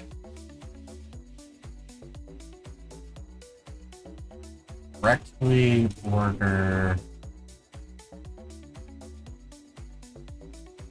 Go. And next up, we need to work on detecting when there's a new challenge. When the next challenge starts. Because we gotta have a countdown timer. And that timer is then going to send the announcement into here. Announcing the next challenge. Alright. How are we gonna do that? I need to do that.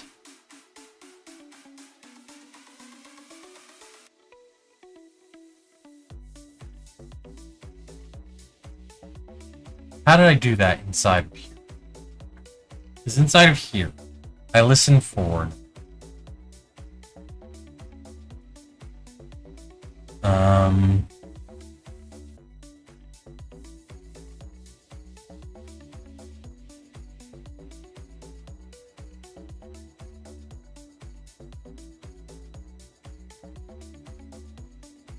we're going to do two things. First off, we're going to take this line where we're creating the announcements object. Wait, actually, can I do that?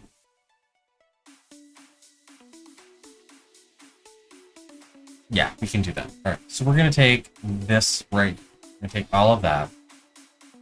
And then we're going to delete this line, which should get rid of that import. And then we're going to come... Ooh, wait, hold on.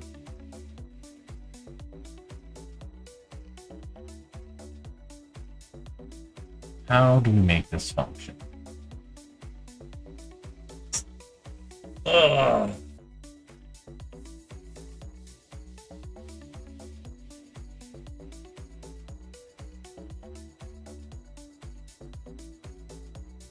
Try to remember.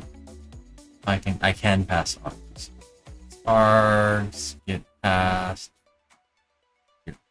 So I should be able to do this. Site. Pass site. And then we jump over to announcements. And then we should be able to say site. Did we have fast API imported here? Fast API. That's what that's going to be. Not false. There we go. Fast API. Print. Excuse me. I did something.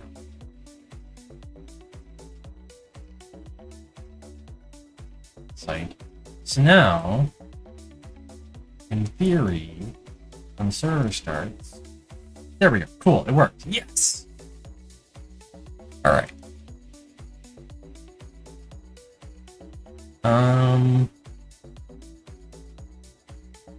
So now I can do site dot on event startup. Is that one word? On event startup.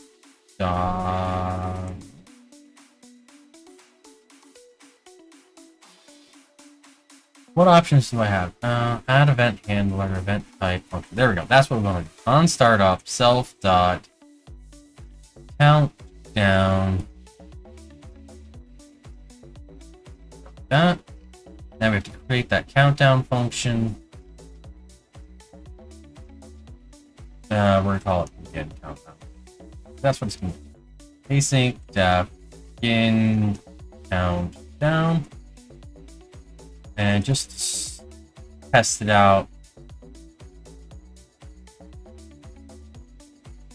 Is countdown one word or two? Just occurred to me. It's one. Countdown. We're just gonna restart the server real quick. We should see it print out start countdown. No, it did not. And you know why it didn't? You know why it didn't? I know why it did. We don't actually have to add a startup event because this is being called from the startup event. So instead of, we can just call begin countdown. But the one tricky part with that,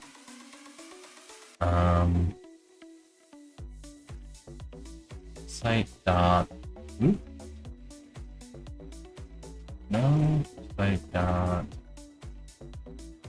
trying to figure it out. It has any attachment to the async event loop.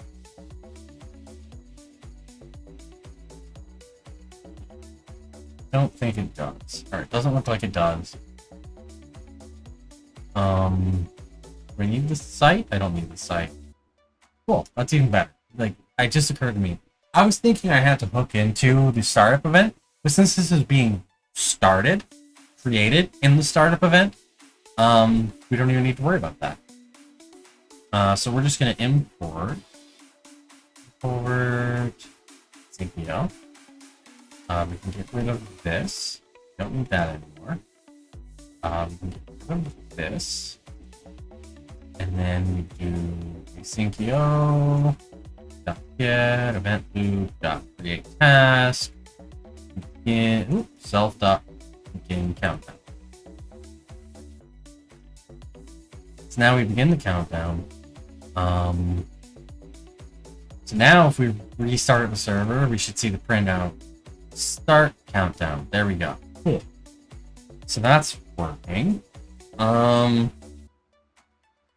So what does that need to do? We need to get not the current challenge. We need to get the next challenge. The challenge beginning after this one. So we have to go in and we have to do some stuff.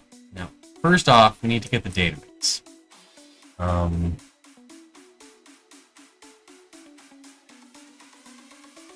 From SQL Alchemy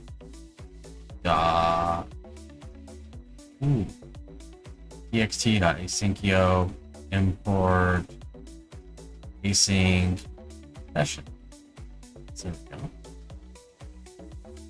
Oh, no. I don't have to import that. Never mind. Wrong thing. From soc.database import database. There. That's what we need. Database. There we go. And then db.get upcoming challenge. Then, challenges dot challenges. We'll just print that out, right? Just to make sure we get this work, because we got to create this function, right? And that's going to be inside of this file.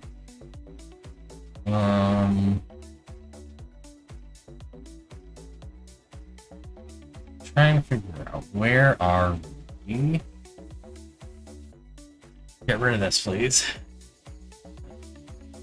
7. Yes. There. Expand that. Get active. I think that's what we want. We want to get active. Basic def. Get. Oh, there we go. And return a list of challenge. And so we want to do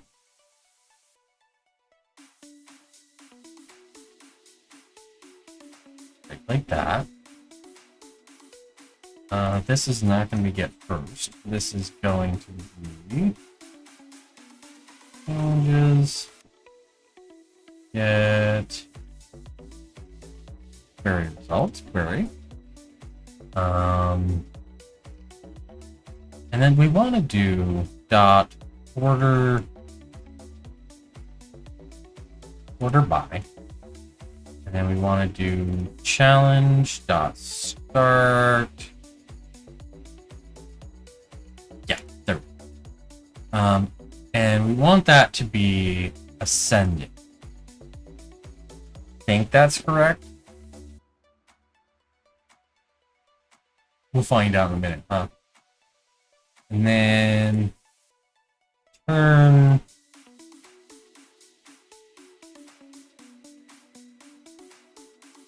challenge type dot from DB model or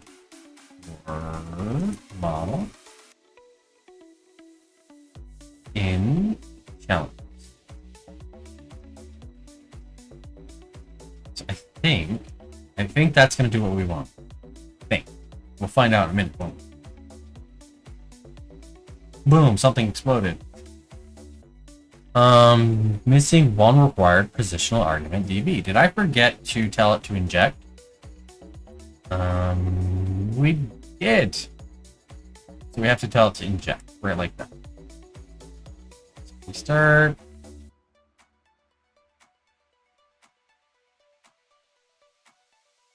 Right. Did that. So we have a coroutine problem. Well, what is this? Oh. Oh, wait.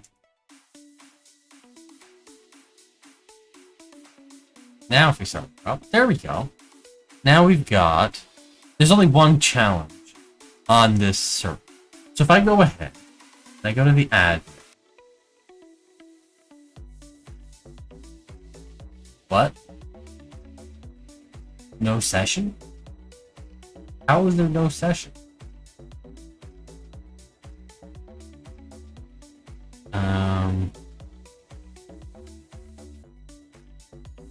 Admin. Weird. Log out. Let's log in. Authorize. Admin. No, there it goes. Now it works. Like, it's been working all this time. I don't know why that decided to bomb on us. Alright, cool. Got some printouts here that I probably don't need. We're going to create a challenge. This is a test second challenge. Yep. This challenge will begin right after the current challenge. Start time is going to be 8/1/2022. And then it's going to end on 8/7/2022. Create that. Now, if we go back to challenges, see we have one that began on the 24th. And this one's going to begin on, or was created on the 24th. It's created on the 31st. This one begins on August 1st. This one ends on July 31st. So if I go to the home page, we still see the test challenge. because that's still running for one more day. And if I restart the server, we now see only one challenge. Why? Why only one? Why is there only one challenge in this list? So we gotta figure that out. Oh, I see. Because we're checking the end date. Whoops, I'm looking at the wrong thing. So we don't want to do like that. All right. So we only care about challenges that have start dates in the future. There we go. Yeah, we'll make it equal to. All right. Actually, we don't care about the start date. We care about the end date. And end date would be greater than now. So we're only getting ones that end in the future.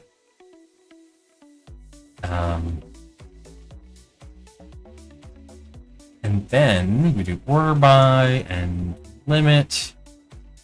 Grab 10 of them. I don't. Ooh.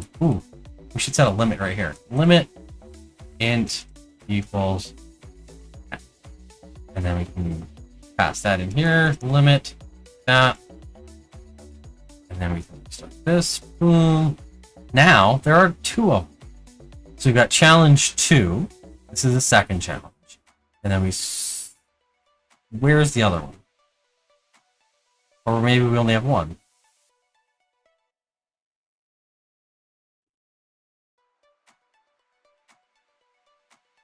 Why am I only seeing one?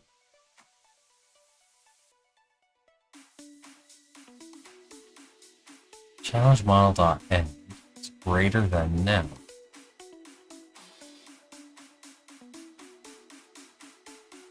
Limit. Result. This should be returning all the results, right?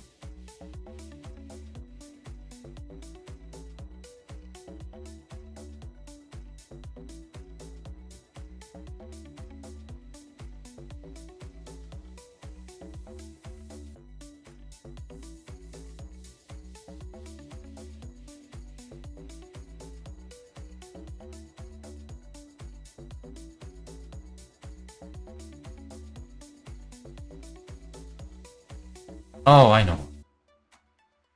We make that greater than. Nope, that still didn't do it. What on earth? Very strange. Trying to think. Well, while we're thinking, let's just make this code a little bit nicer.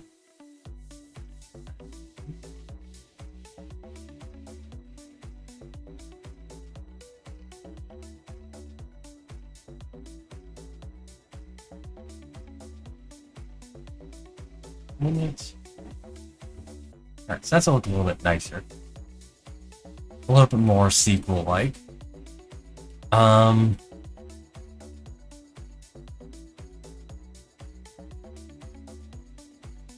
Print now.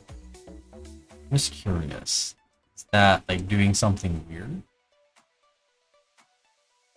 Oh yeah, I gotta restart the server, don't you?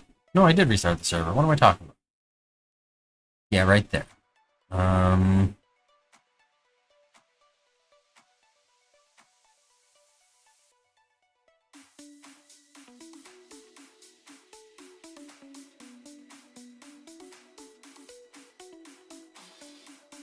Out of curiosity, does that break anything?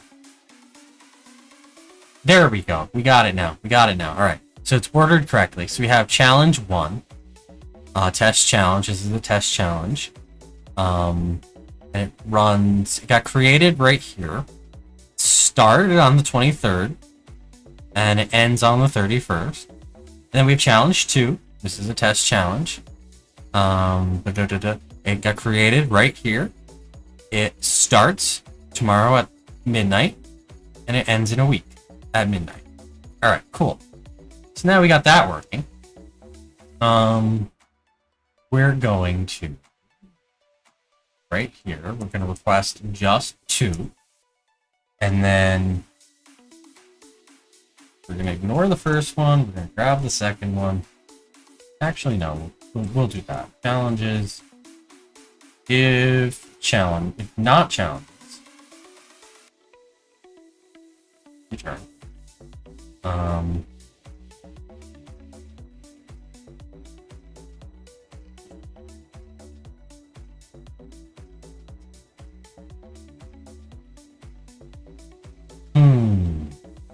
This is probably not the ideal way to do this. Like, my concern is... Oh, awesome, Arian. That's amazing. Alright, once you get it ready, let me know. We'll put it live so everybody can see it. Alright, DB to challenges. Like, the reason why this isn't ideal, because when a challenge is created, this is going to have to be notified to begin a countdown.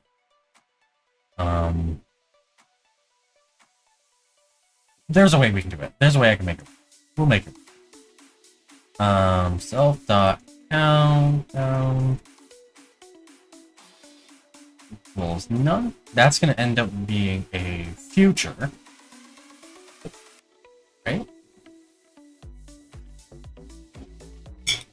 It will.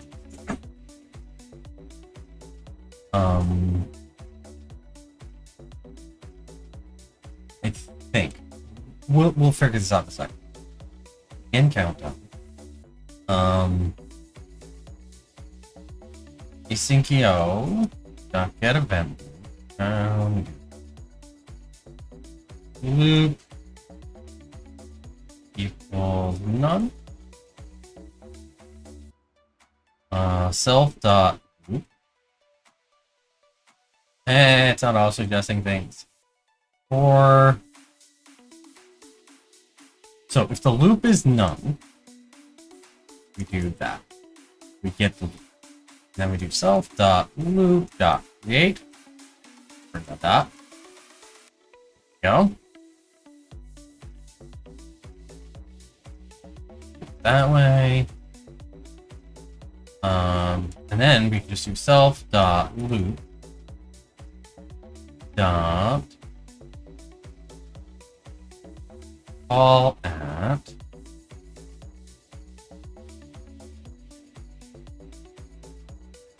challenges bettering when challenges greater than 1 or is less than 2. We need that second challenge. Call at challenges dot or 1 dot start. I don't know if that's gonna find out.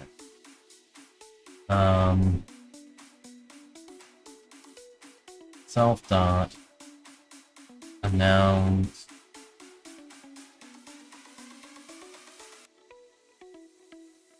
new challenge.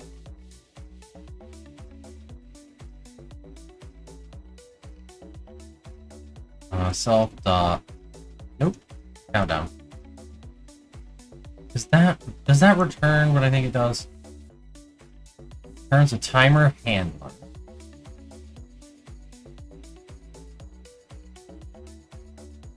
When callback are context.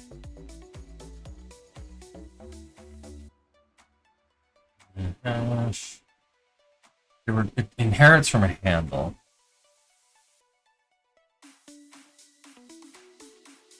Cancel. So, alright, so we have an option to cancel. So that's what I care about. I want to be able to cancel it. Because when a new challenge is created, what I'm going to do is I'm going to cancel the current countdown. And then I'm going to call begin countdown. Right? And now this doesn't call an async. It just calls a function. We have to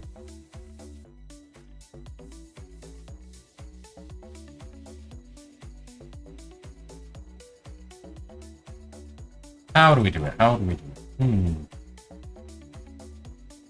Maybe lambda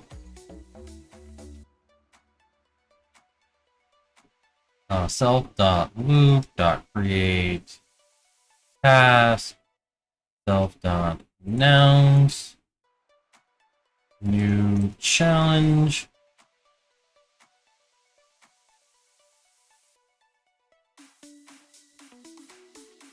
Oops, gotta spell lambda correctly. There we go. Now that will call the lambda, right? And then the lambda is going to call create task on a loop, and that will add an async function to the loop to be called. And we need to actually create that code. There we go. And then this is going to need to be a bevy method because we need to be able to get the database again. And then we can do async def.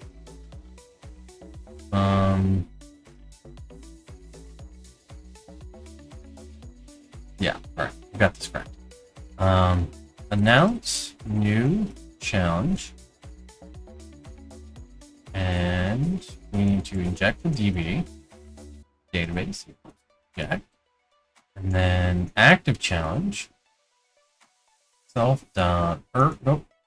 db dot challenges dot get active.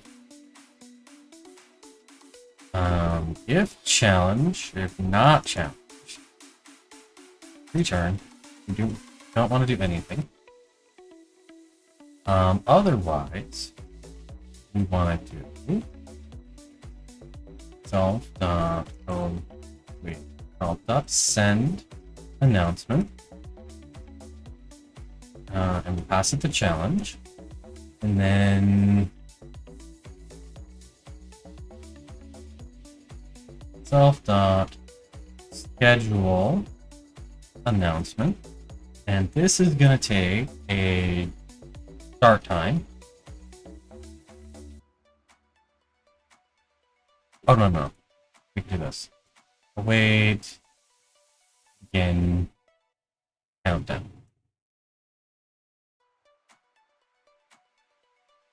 Really. So this way, because what this is doing is, we're going to come in here, we're going to get the active challenge. If there's... Actually, we need to change it. I'm trying to think how to organize this. We need to move this to the top. And we're going to do it asynchronously. Self.loop.create task. Like, I just want that to spin off and go create a new task. And then we're gonna get the challenge. So this is gonna set up the next countdown.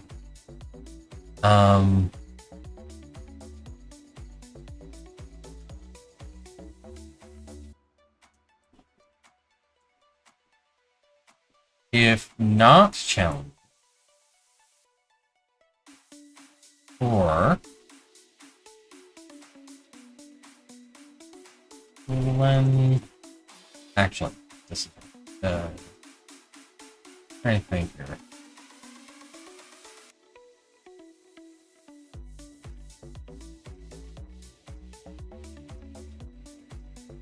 Now, is this the one I had Pendulum on? Yeah, I have Pendulum installed.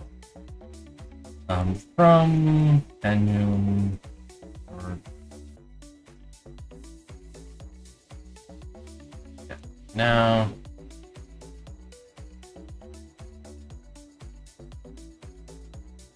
actually that gives me UTC anyway. Now actually we're just I'm trying to figure out import Pendulum. And then we do pendulum.now. Exactly as I expect. We can pass it a string. TZ.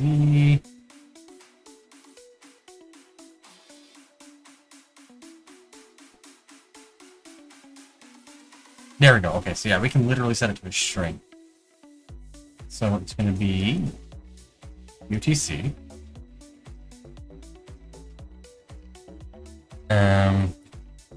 Not challenges for len challenges equals 1 and challenges dot start is less than or equal to now. Why are you complaining? Ah, there we go. So what that's going to do, I think there's a better way to do this. We're gonna figure this out. Challenge equals challenges if len challenges greater than 1. Challenge equals challenges 1.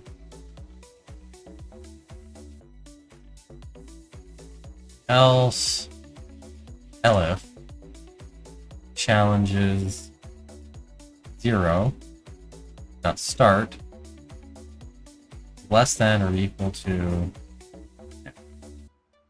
We need to move this up here like that. It's greater than that. Else. All right. So what happens here is we're checking.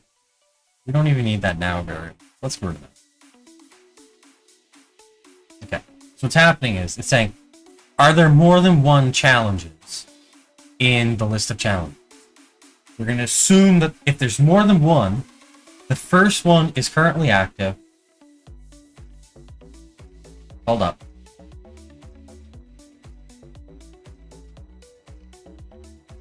This needs to be switched. Just a second, I'll explain why.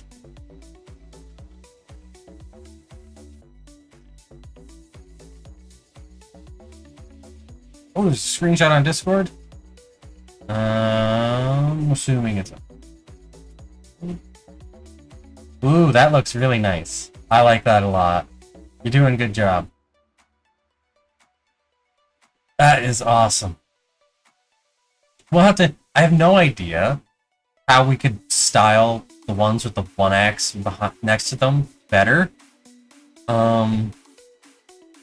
If you have any ideas, feel free to like try it out. Because right now it doesn't look the greatest. But yeah, we're getting there. Slowly but surely. Alright, so what's happening is it's grabbing 2 upcoming challenges. If the challenges are empty, if it's none, if it's an empty list, it bails. We're gonna do something. We're gonna match challenges, okay? Because first off, we're gonna check and see, is it a list? Not that.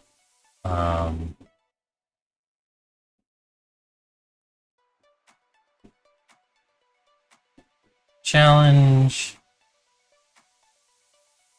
And another one. Whoop. Case. And then we add an if here. If challenge.start is greater than intention. Alright. So what that's checking is if we got back 2 challenges. 2 or more challenges. We got 1 or more challenges, right? Trying to think. Let's make sure that works the way I think it does. What was that? Go to the scratch file, please. Alright, so we have X. We're going to have 1 item in it, right? Match, X, case, list, Y, and then star like that. Print, matched. And then case, underscore, print, no. And if we run that, matched. All right, cool. So that did match. So it's only 1 element, but it'll match 1 or more elements, okay? So that does what I thought it would.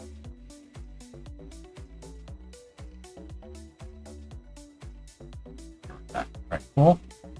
So now we've got that. So we're checking to see if the first challenge in the list starts in the future. If it does, we want to use that one for the next announcement. Okay? And actually, let me bring back up that scratch file. And let's do print y. Cool. Alright, so we can actually set them from the match state. So we don't need this pass. And then we can do case.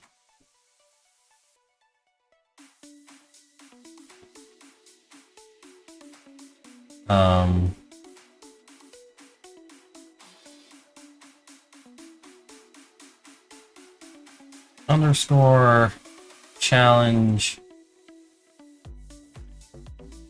pass. And then case, everything else. Return. So what that does, because we're assuming that we're not going to have two challenges active at the same time. So we're checking to see, is the first challenge in the future? Use that one. Then, if it's not in the future, we grab the second challenge and we use that. And then if it's only one challenge, and we didn't meet that first condition, we know we don't have a challenge to work with, so we just return. So that's what's happening there. And then it sets up a call at the start time of the challenge. Right like that.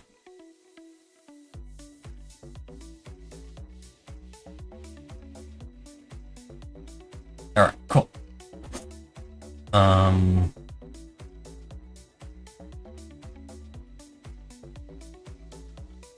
actually curious. Let me pull up that scratch file. Let's play around. Or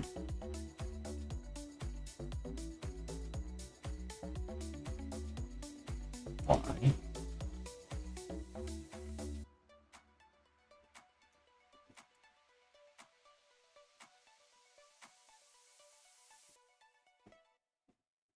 If y is greater than 2.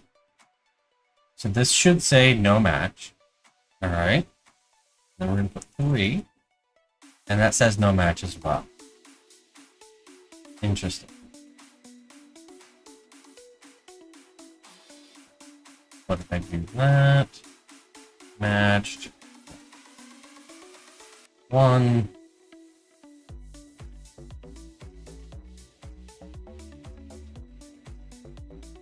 Yeah, there's not a way to do it in one expression. I was hoping there was a way I could do this in just one. There's not. Oh well.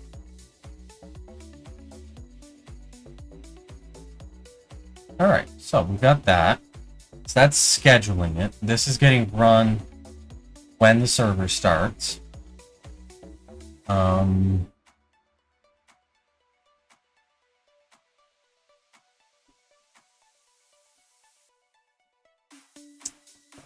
Next, we have this, which is sending the announcement.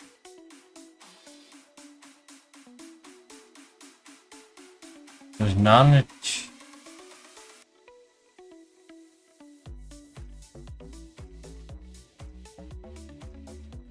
This should, in theory, work. Find out, yes. The tricky part is going to be how do we test this. That's going to be the trickiest bit.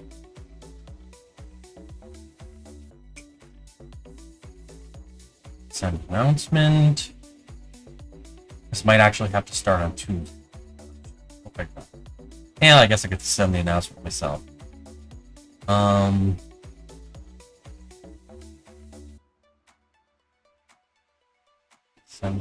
announcement. So now we've got to set up async def send challenge. Hope it gets it. And then we're going to come down here. We do this.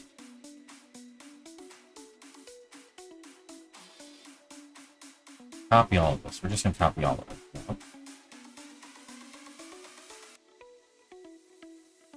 And come in here. Yeah. Announce new challenge.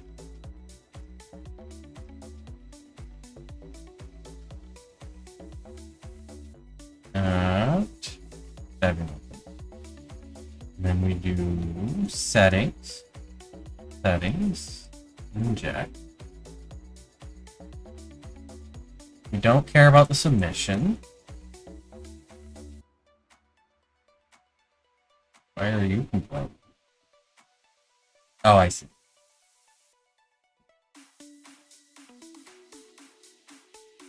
Description is going to be challenge dot description. So I don't think we. Well, actually,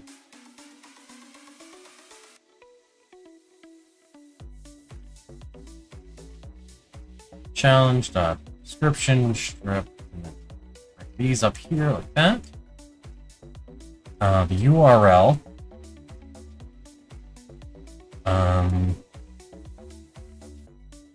How did we get the request into here? Right like that. Ooh, that's not good.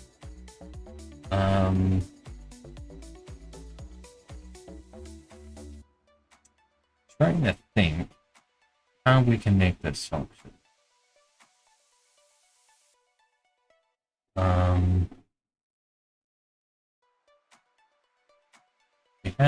Do we have? We do not have.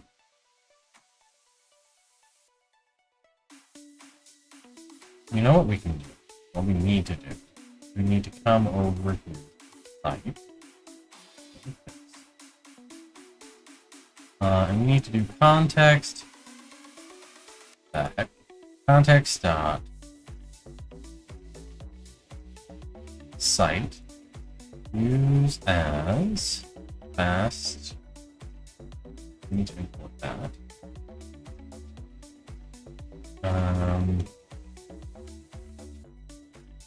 That's okay. Now, because I need to get the app so I can create the site. The URL. Pass API. Object.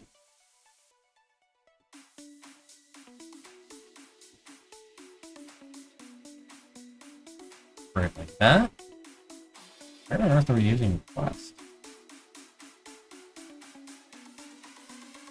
Right there. Okay.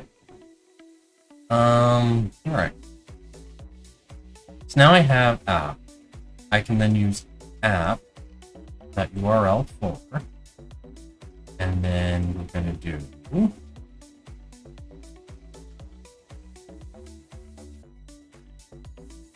why is that good?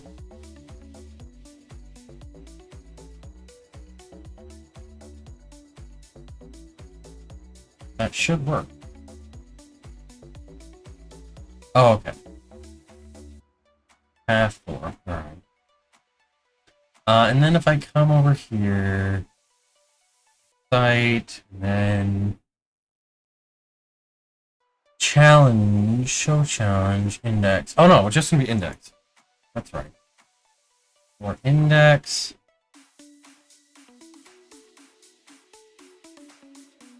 Well, actually, no. I do want to do that. Never mind. I don't want to link to the index. I want to show challenge. So let me see.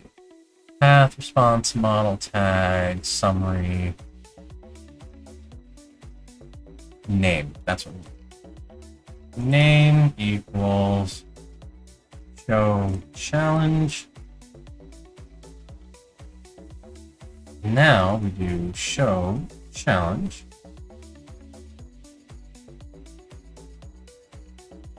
And what's the spec?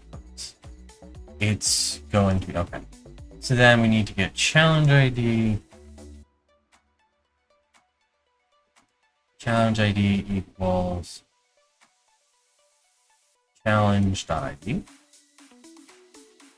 this bit, and then we have to do HTTPS SFC dot beginner dot codes.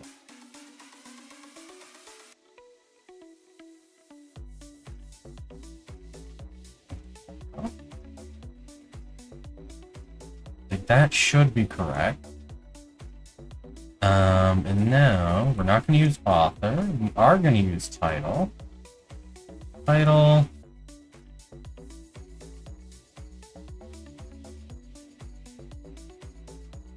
And then it's going to be challenge dot title.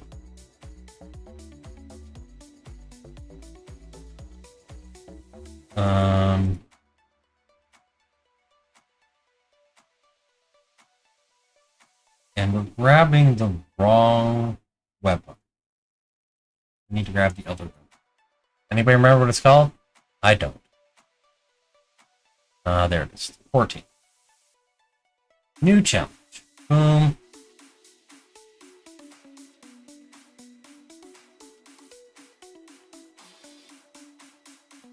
We're going to schedule this as pendulum.now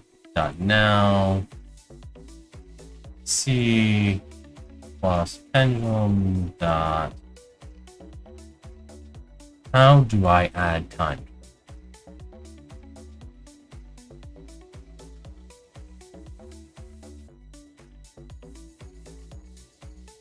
Duration, seconds, 15. So rather than doing it at challenge start for debugging purposes, I'm gonna have it announce. See if I go. Yeah, I'm not sure. We'll find out in a minute, won't we? Actually, just call that. Tell me it expects a float. So dot.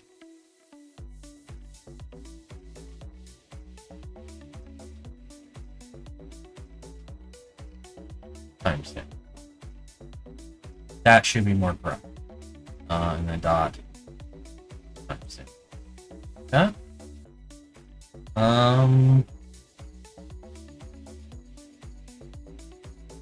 So now if we stop this and we run it.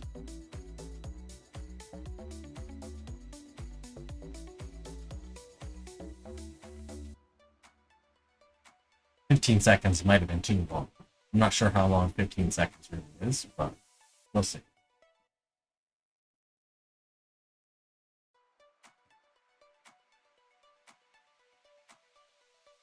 And this might actually be working on local time. So this could be 4 hours and 15 seconds in the future. You know what? We're gonna kill that, because I don't think it actually. We can do local. And we're gonna do duration 5 seconds. And start.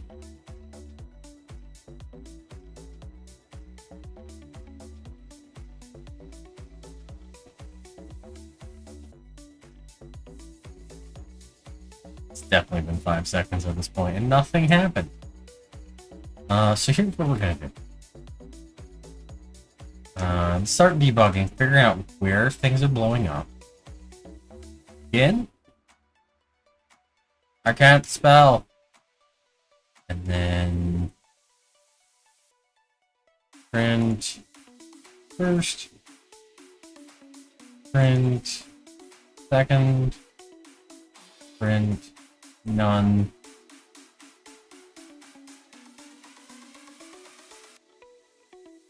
And then we'll print out the timestamp. And then, so it went through begin, and then it went to second, and then it did 7:31, 17:34.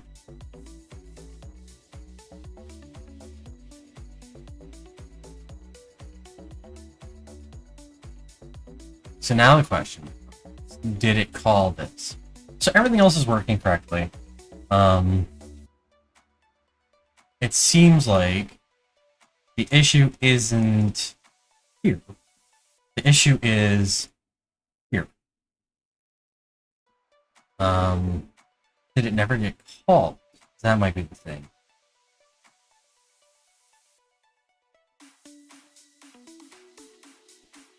Let me pull up a clock here real quick. Yeah.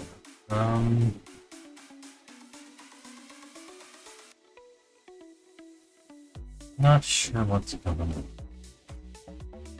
Because this should have triggered another begin countdown, which should have printed out more information.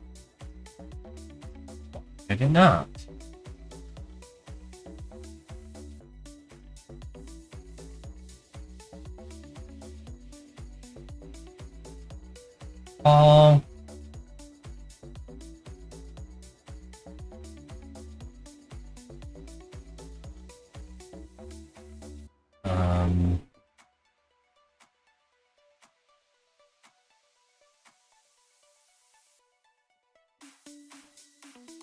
Um, wait equals challenge, start, timestamp,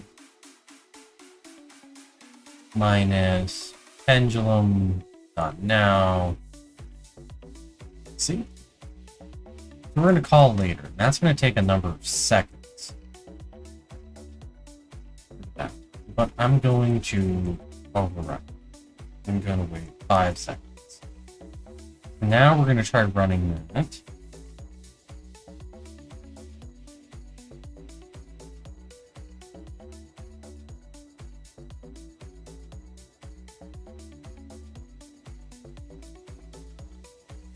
You know what? We don't convert it to a timestamp because pendulum's gonna be smart enough to make sure everything's the same. Oh, seconds. There we go. So that's what we want to use. It's gonna make sure it's the same time zones.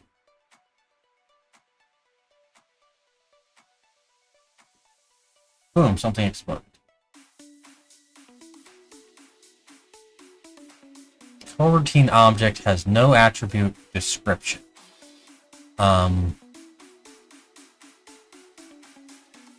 Forgot to wait right there.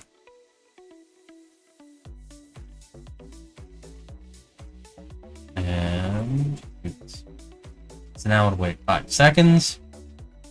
And it will hopefully not explode. Boom, it worked. So now we got the title of the challenge. This is a test challenge. Every 5 seconds it's going to do this. And then you got your link. You've got an issue with the link though. We've got the slash there. So that'll fix that. So there we go. So now we see when it announces, it schedules the next announcement. And then it does it. So there it's working. Alright, so we need to wait. And I'm just going to print out. And that should give me the number of seconds until the next challenge. We should be at midnight. Which is midnight UTC. Which is in 6 hours? No. In 2 hours? Right? 2 hours and 22 minutes. If we take 8,500, divide that by 60, that's number of minutes, and then we divide that by 60, it's 2.83 hours, whoops, 60, not 50, 2.36, and you see, like, the number of minutes is 141, which is 121. So there we go. We got it working. It is working. It should, in theory, do the thing correctly. And just for safety, I'm going to wait 5 seconds to announce. If someone wants to wait on the website, they'll be able to get it immediately. But I'm going to have it wait 5 seconds just to make sure everything works through. I'm just paranoid at this point. That's all it is. So there we go. I think we've got the announcement working.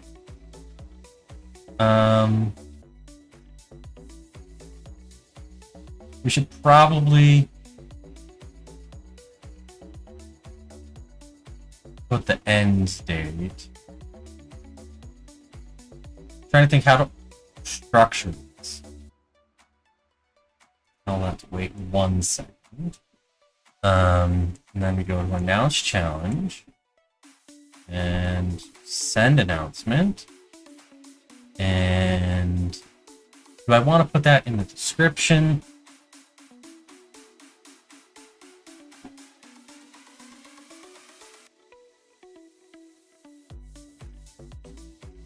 I think link. Was it link or was it URL? I feel like it was URL.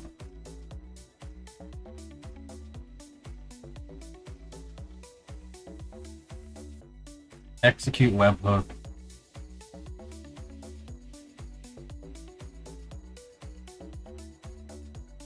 Oh, that was on embed.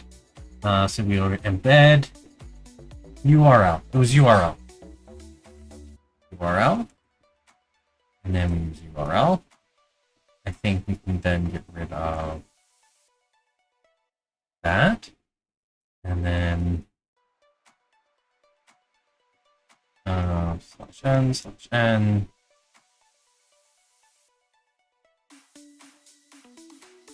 ends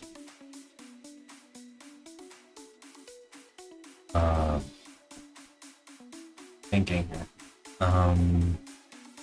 Challenge.end timestamp. That should be correct. And then we want to R that.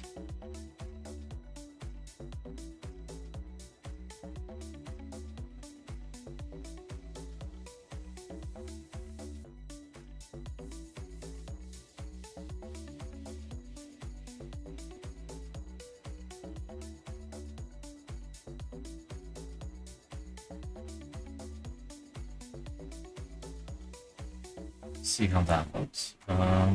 Fill this, restart it.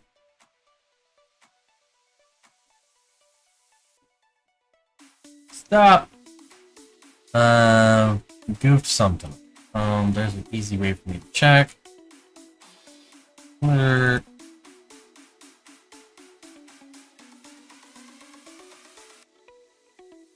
I just had to do a lot of this too. And then if we restart it. Oh, I see why. I see why. It's a float. It's a float. It's a float.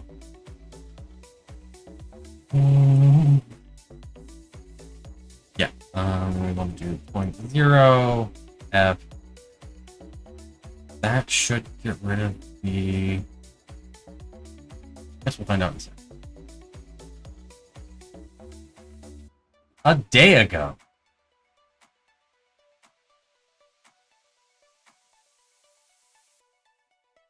Why a day ago?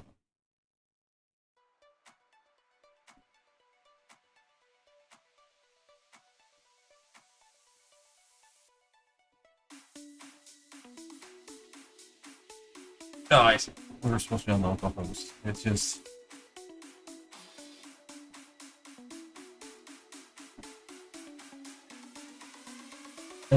Server's not running.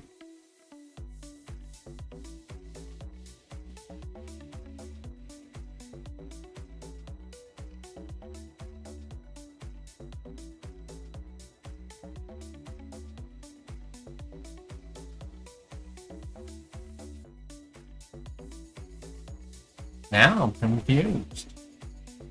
Why would it say a day ago?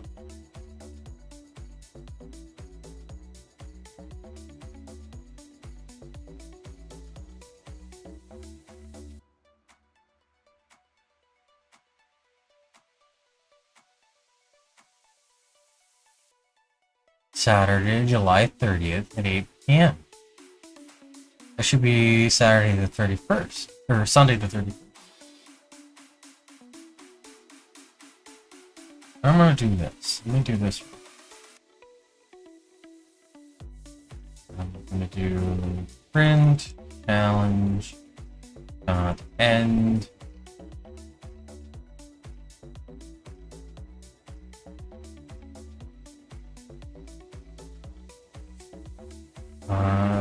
printed it. Yeah, it's correct.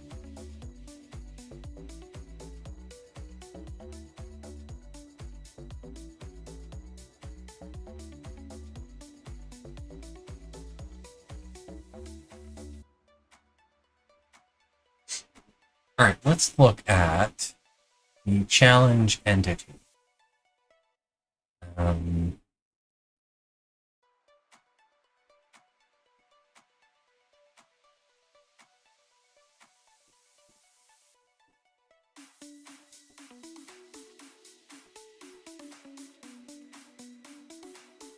Alright.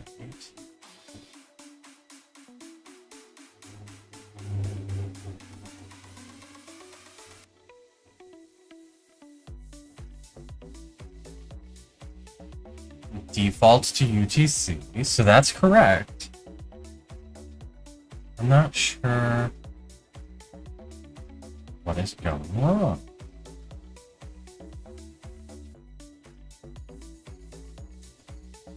Pendulum dot now dot timestamp. Yeah, that doesn't take a time. I'm confused why it's losing a full day when everything else looks correct. Print pendulum dot from timestamp challenge dot end dot timestamp. Let's just go crazy here. Time zone defaults to UTC. And then if we run that,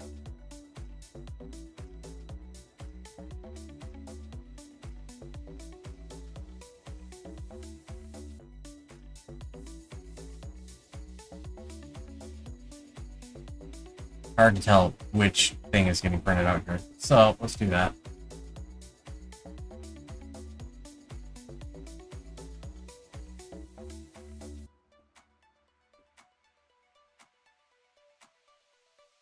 Oh, I figured it out.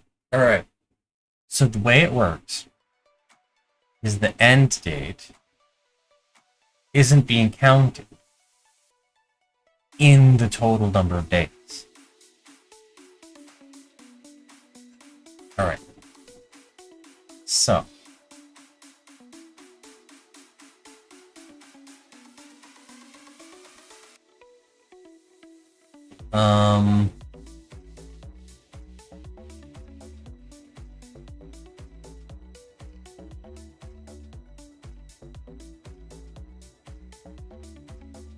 how do I fix this?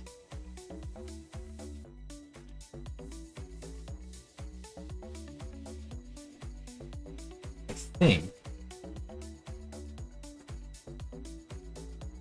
end equals challenge.end plus pendulum.duration days 1. This will fix the problem. And then we do end.timestamp. Then, I'm going to start this. We're actually going to end up with the announcement being stop it. Ends in 2 hours. That's correct. There we go. Now we have it.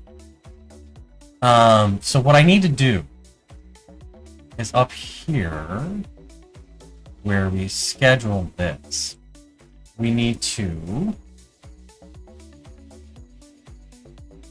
Oh, actually, never mind. We don't have to do anything. Because this is going by the start date of the next one. It's just getting the end date. Because the start date is correct. Because it's getting the timestamp for the very beginning of the day. Which is when it starts.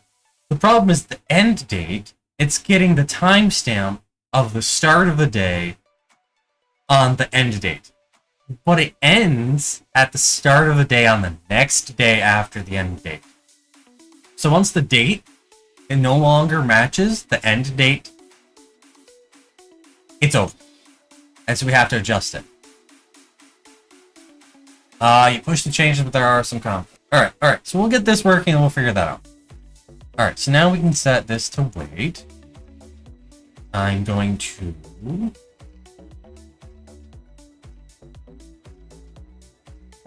Upcoming challenges. Got printed it. It's inside challenge.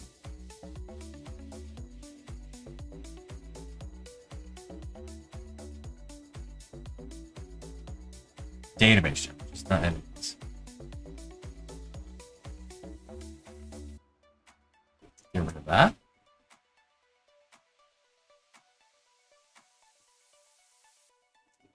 Add DB method for getting upcoming challenge.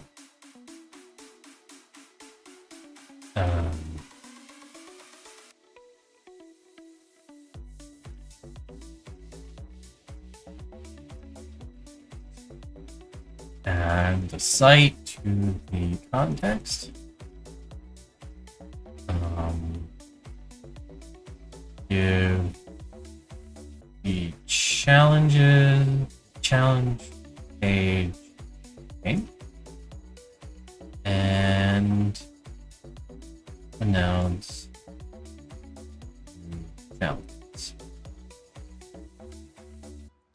Push that.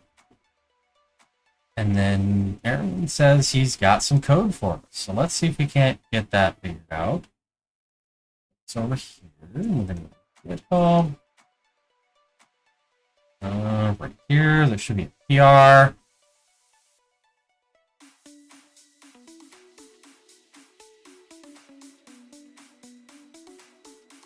Resolve conflicts. All right.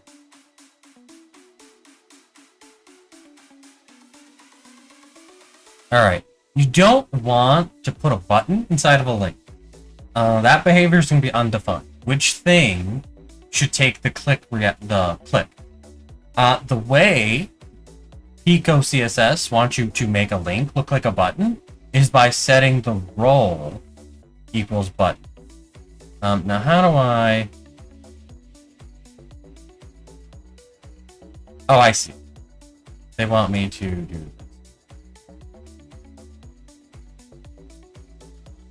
This one?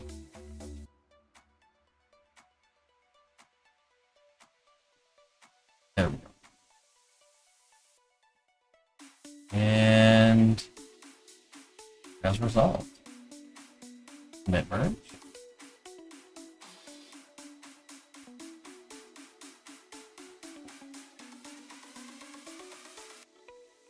Merge pull request. Confirm merge. Alright. So now, wait a little bit. That'll go live. But we can... Where's my terminal? Pull. Nope. Git pull. There we go. Then Python. There we go. Oh, there's Chrome right in front of my face. That.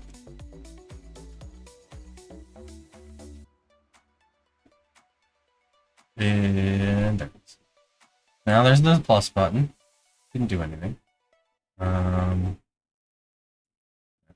Card reload? Yeah, we did. Very cool.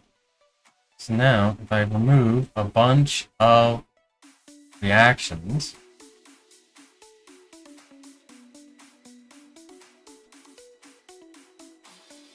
now we can hit the plus. I will say the one thing is make the plus bright. Make it like white. So it's easier to see. Right now it's kind of hard to see. So if we make that white, it'll be a lot more, it'll stand out a lot better. But yeah, this looks great. I really like it.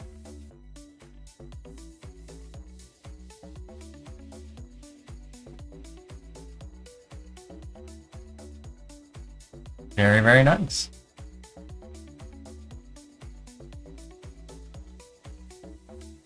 A nice little pop animation on there. Looking real good. Now, the question becomes, is it live on the public site? Reload. Or not yet. Still waiting on that to get pushed out. If we come over here to the actions, it should have just went up. There we go. Yep, it just went up. Right as we were doing. So now you can see it. It's there. Add a reaction. Super simple. Super clean. Move, you can add. Very nice.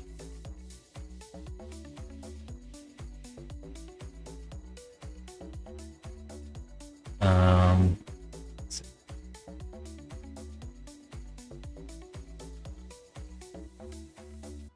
I'll have to see if I can't add some JS to hide it when you click away.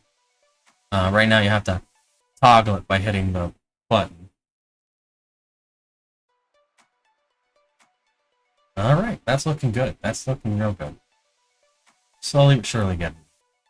And while you're in the CSS, I don't know if you're able to bring the name closer to the leaderboard progress bar and further away from the previous one. It's like if you could like flip that space almost. Because right now it looks like King Crab is attached to my progress bar. That's what I'm worried about. So yeah, I think we're pretty much there. I think, I'm trying to think here. Because if I come over to the local, let's go to the local. I go to the app. I go to the challenge. There's two challenges. We have one that runs to there. We're going to delete that one. Delete, alright. And then we go home. And there's nothing here. Alright.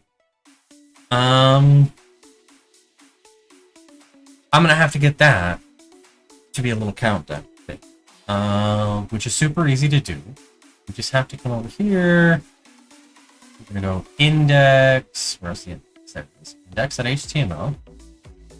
And then we have end if. We need to do else.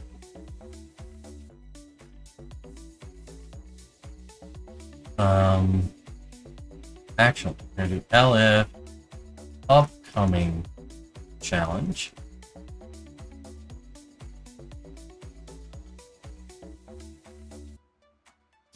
And then we do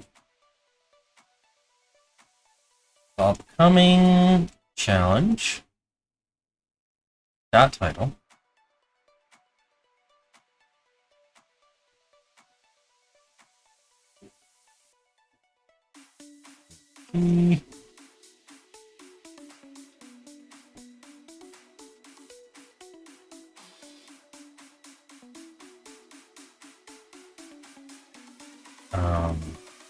Upcoming challenge dot start what? That?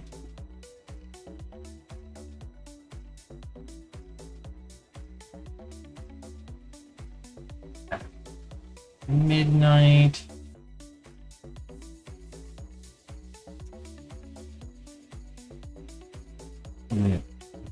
Why is it not auto closing? Come on, auto close, please.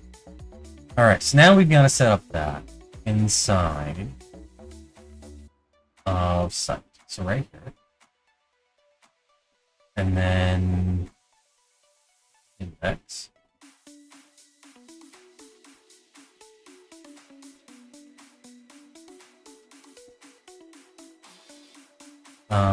Upcoming equals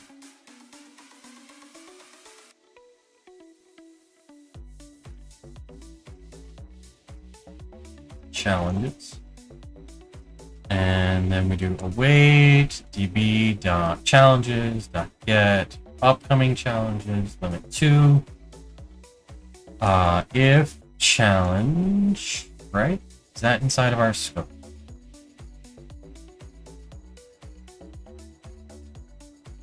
We need to pop out a little bit. If challenge upcoming equals Trying to decide how I want to do this. How do I organize this?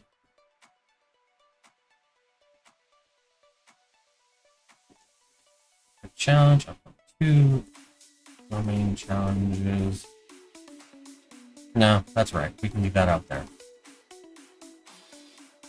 And Len.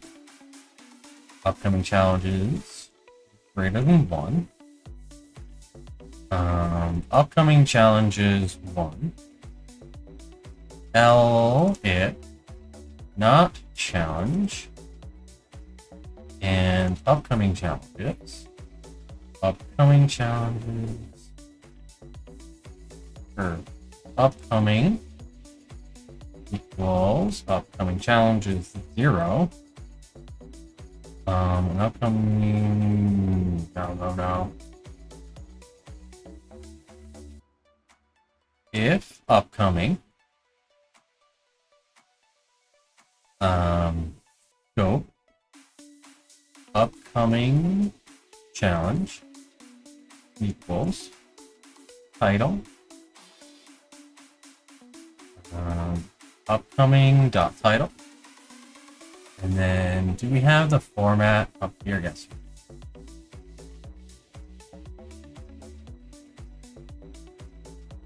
Start formatted.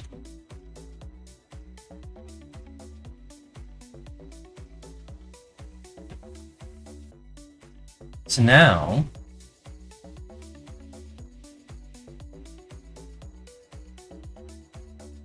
and did we yeah, all right, cool.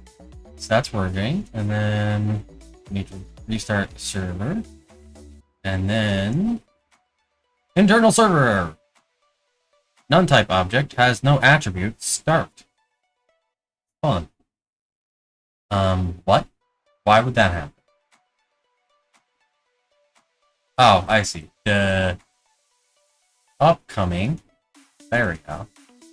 Restart the server. Boom. Begins at Monday. Midnight Monday, August 1st.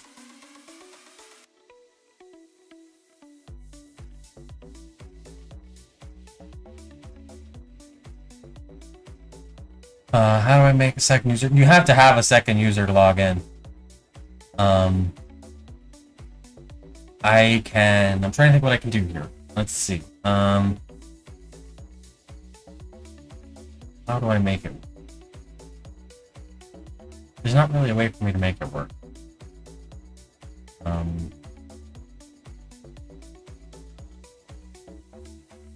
I mean, you could just duplicate the code for the HTML. So instead of it putting 1 status bar for the user, just have it put 2. Like, duplicate that code. Like, right inside of index.html. This section right here. Let's see where it is. Scroll up. Where'd the leaderboard section go? It's a vote button. Days left. So right here, where it has this, just duplicate this section. Just duplicate these 2 lines. So you have the 2 lines right next to each other. And you'll be able to see how it looks. So you're just kind of like faking it. You'll have 2 of the same user, but it'll work the same way.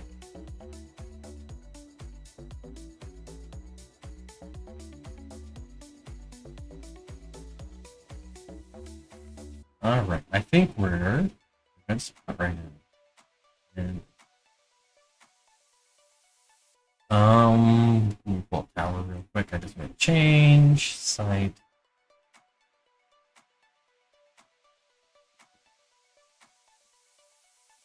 Actually,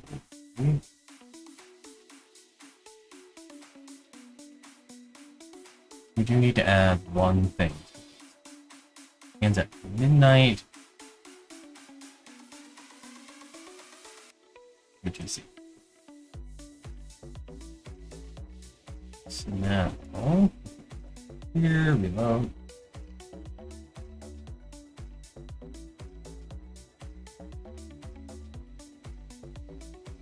One. That. Next. Challenge.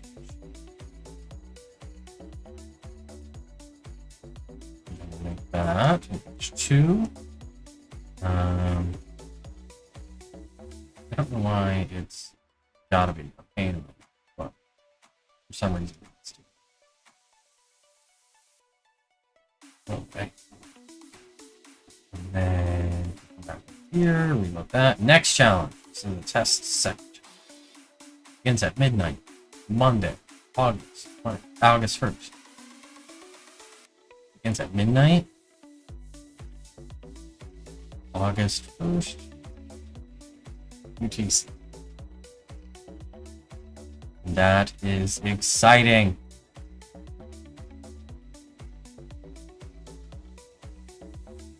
I'd like to have a countdown, but I don't feel like figuring that out right.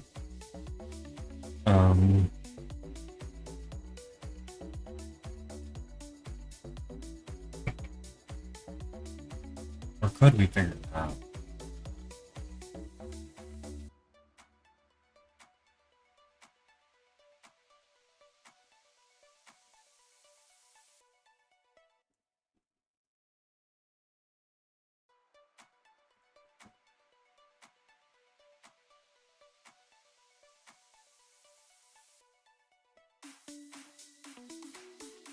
Challenge.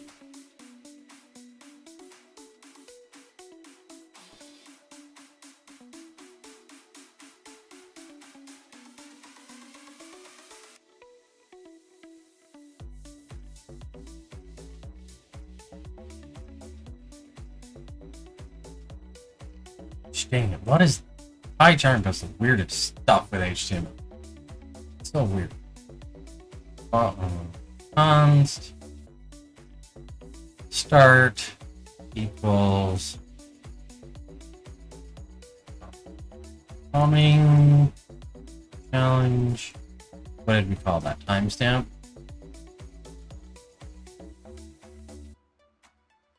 So there we go. Got the timestamp.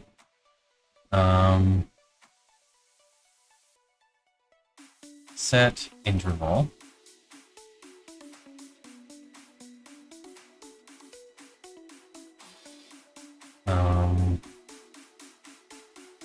Actually, no, we're gonna use something. Function to update.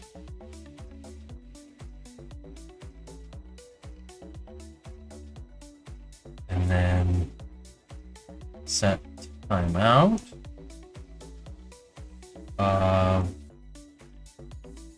To update.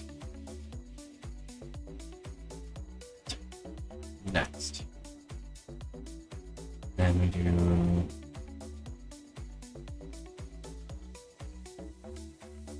how do we get the current timestamp? JavaScript get current UTC timestamp.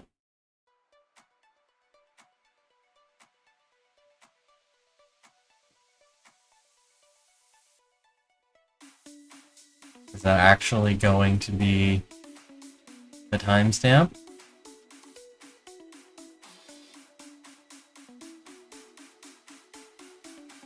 Alright. Const now. And then we do const remaining equal start minus now. If remaining mod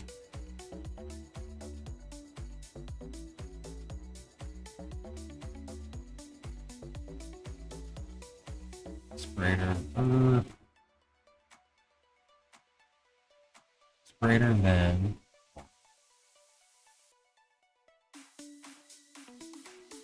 math.floor equals boom. Do this. Const days.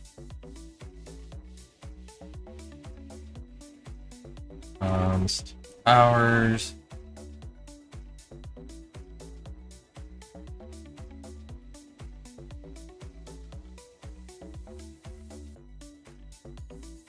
Const minutes.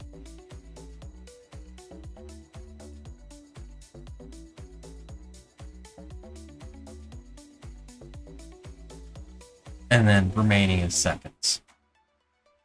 So if days equals 1,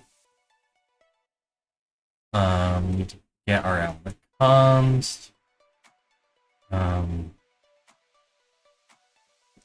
Countdown equals document dot no, you stupid piece of garbage.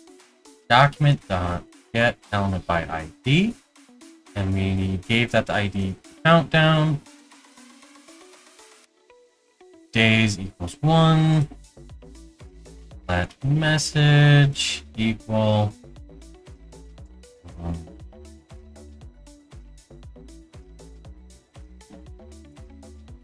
remaining seconds. And then let next equal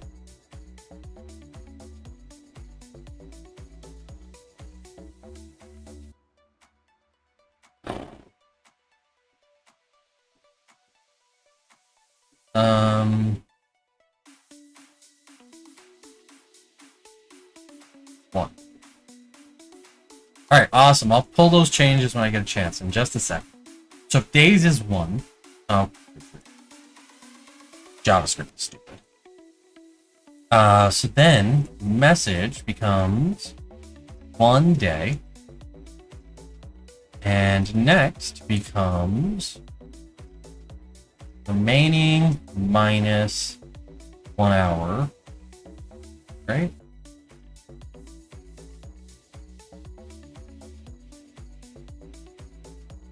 No, times 24. Because we want to know how much time there is between now and... Yeah, we want to know how much time is between now and 1 day remaining. So we have to subtract 1 day from remaining. And that'll tell us when next is. Else if days is greater than 1, message equals $, days next equals remaining minus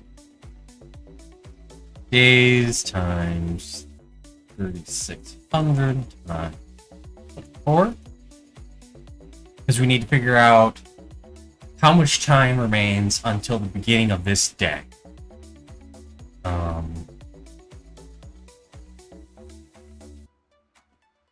I mean, we could probably just update every second. That'll probably be fine. Well, you know what? We'll do it every 60 seconds. Alright?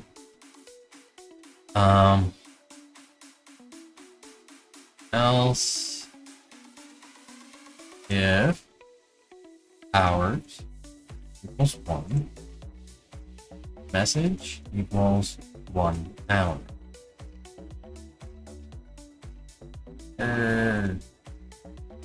Else if hours is greater than 1, message equals $sign hours. Else if minutes equals 1, then we do message equals 60 seconds. Ooh, I got a better idea. That doesn't make sense. Oops. $, not percent, dollars. Then minutes minutes. Else if seconds greater or equals 1.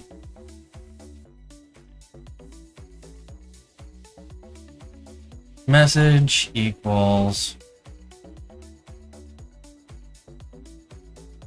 1 second.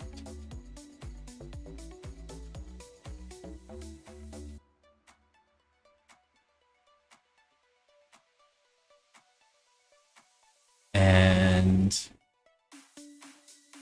else if I hate JavaScript. If seconds is 0. Reload. Because if it started, just reload it. Oh, there's no seconds variable. Remaining.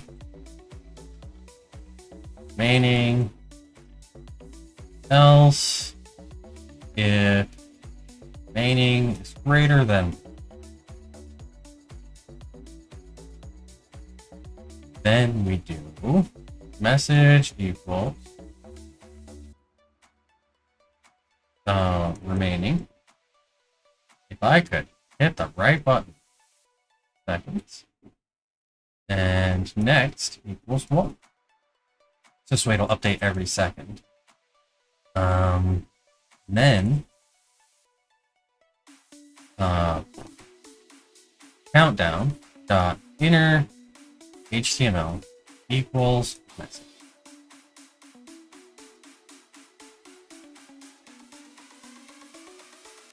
Begins that, and we never started it. Okay, right, okay. Do update.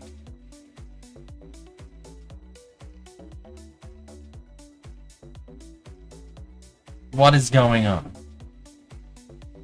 Unexpected token, line 61. Really?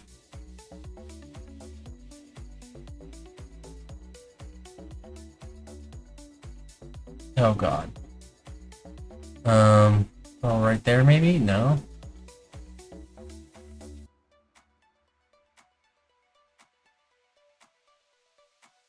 Can you show me line 61? Like...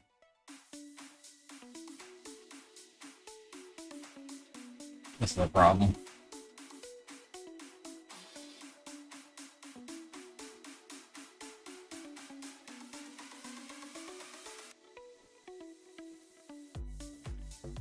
Let's do this.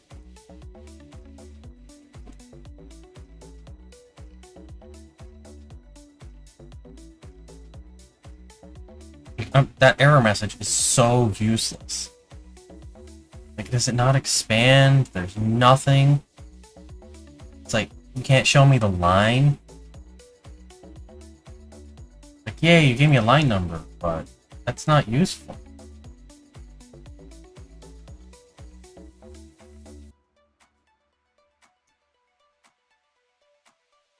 To update is not defined. What?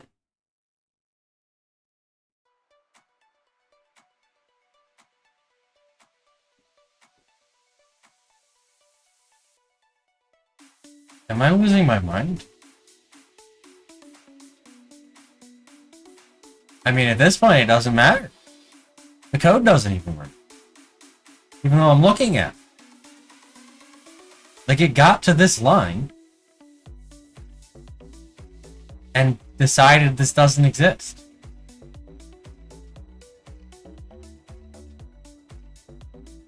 What the heck?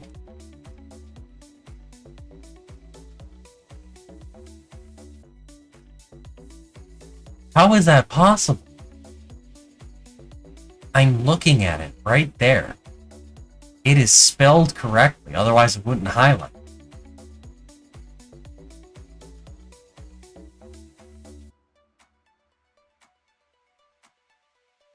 Is there a syntax error? Like, it complained that there was... What in the heck is happening?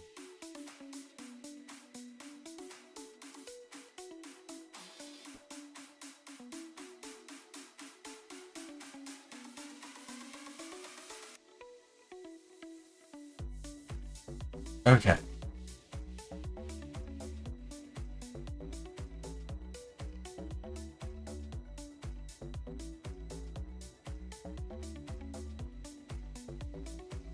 So something is wrong with this.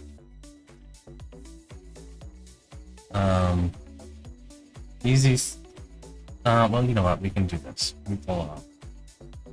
Oh, that. We're inside main. We have a script tag. Inside that script tag, const start equals. Well, that explains a lot. So, why do I have to restart the server? Probably have to restart the server. We'll restart the server. Sounds like a great idea to me. Oh, yay! And something's broken.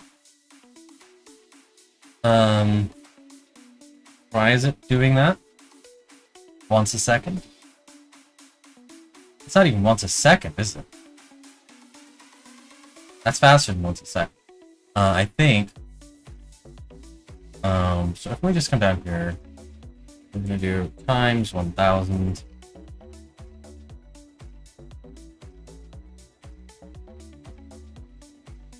Alright, so it's, there we go. It was happening at every 60 milliseconds. And that's very fast. So if I multiply that by 1,000, I get 60,000 milliseconds, which is 1 minute. But it's negative for some reason. Training. Oh. Divided by 1,000. That's probably going to be. Fix it. 1 hour begins in 1 hour.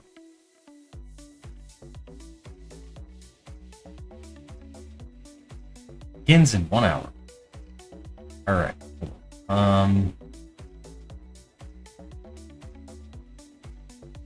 Which is correct? Yeah, it begins in 1 hour 48 minutes.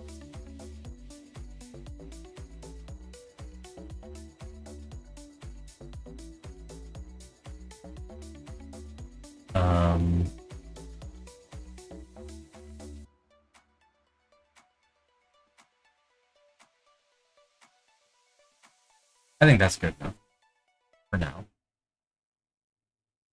We do. What do we want? Where's the thing I'm looking for, go? Here.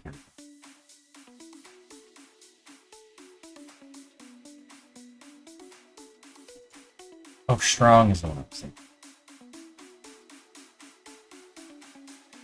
Begins in 1 hour.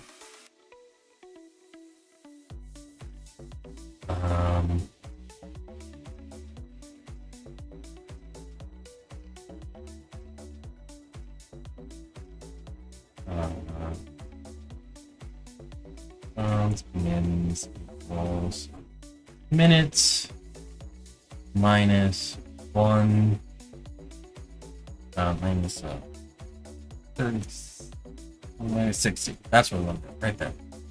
And then we do if mins is 0 or greater than 0, message plus equals, and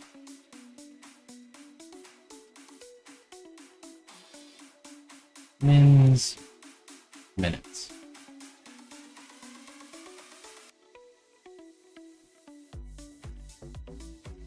One hour and 35 minutes.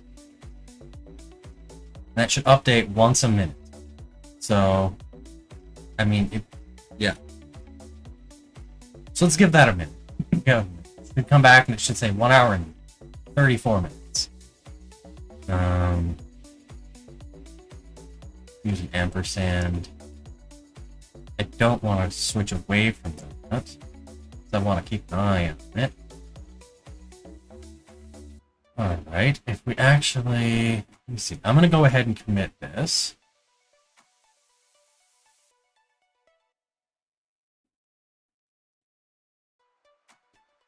Add count down to first. Now.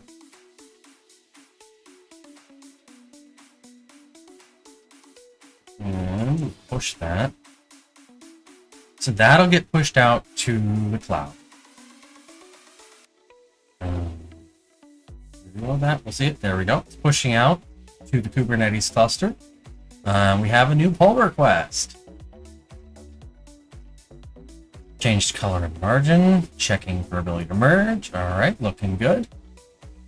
Confirm merge. There we go. And then if I get no, and go, and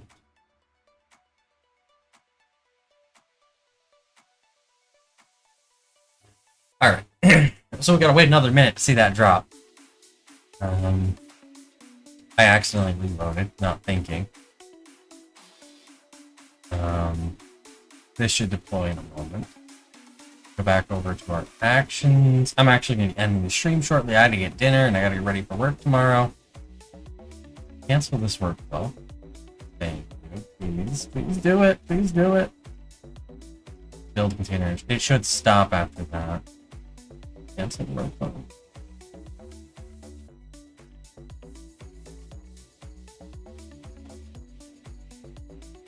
Alright, cool. So that one's canceled. We're only going to worry about the one that's spooling up variance changes. This should count down any second now. I'm not sure when it started. It doesn't actually count down at the beginning of the next minute. I probably should. Oh, there it goes. It just counted down. Very cool. 1 hour, 33 minutes.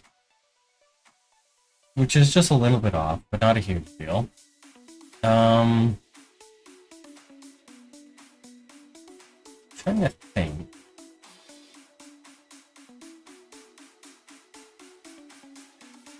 How can I?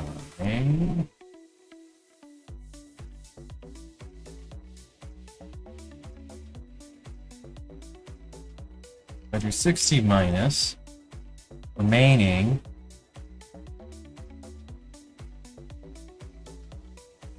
Ooh, the seconds are gonna be wrong. The seconds are gonna be wrong. Nope, they're right. Never mind. They're correct. So if we do remaining mod 60, so that'll say, like, if it's 6:27 and 27 seconds, it should update in 33 seconds. So we're gonna do mod 60. It's gonna give me the 27 seconds. We're going to subtract, we're going to get the 33 seconds. The next is going to be correct. And then once we get down here, we just want to update every second.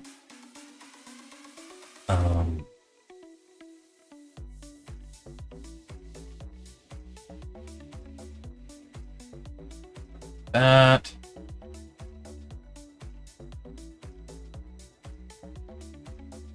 Prove. Countdown. Time. That change. Action should be done. Yep. Alright. And then we can come over here. Uh-oh. We'll have to fix that.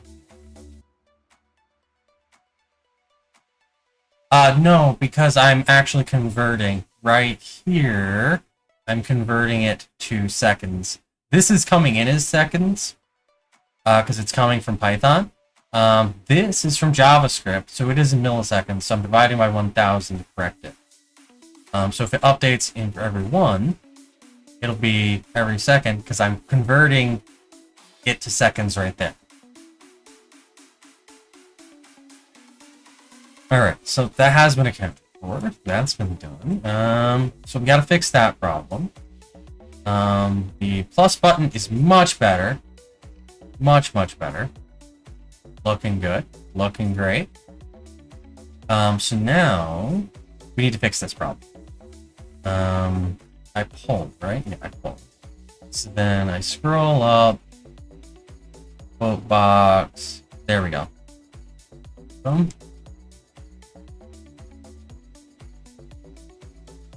And get that change. Move, duplicate, your word entries.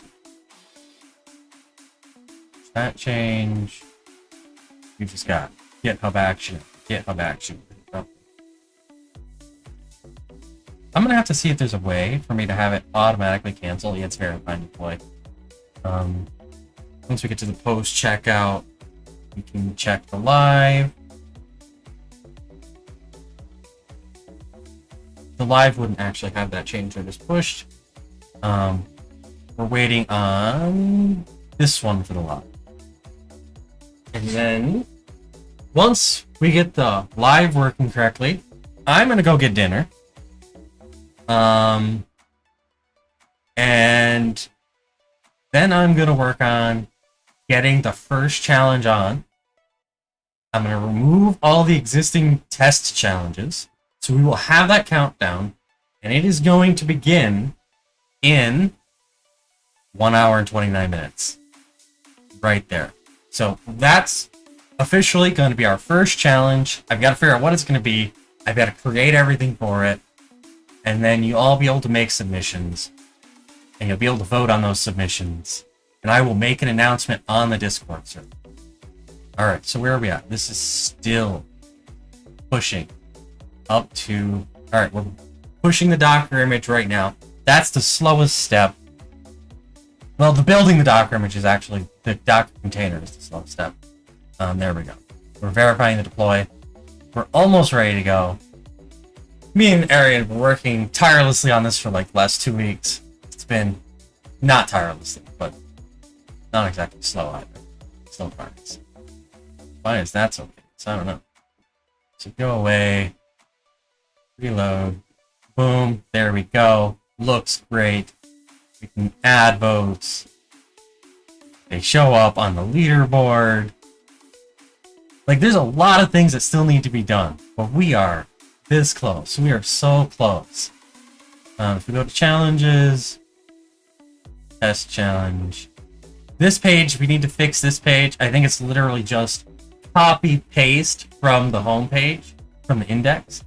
So we can get that no problem. Get the submissions. Let me see. I can try that right now.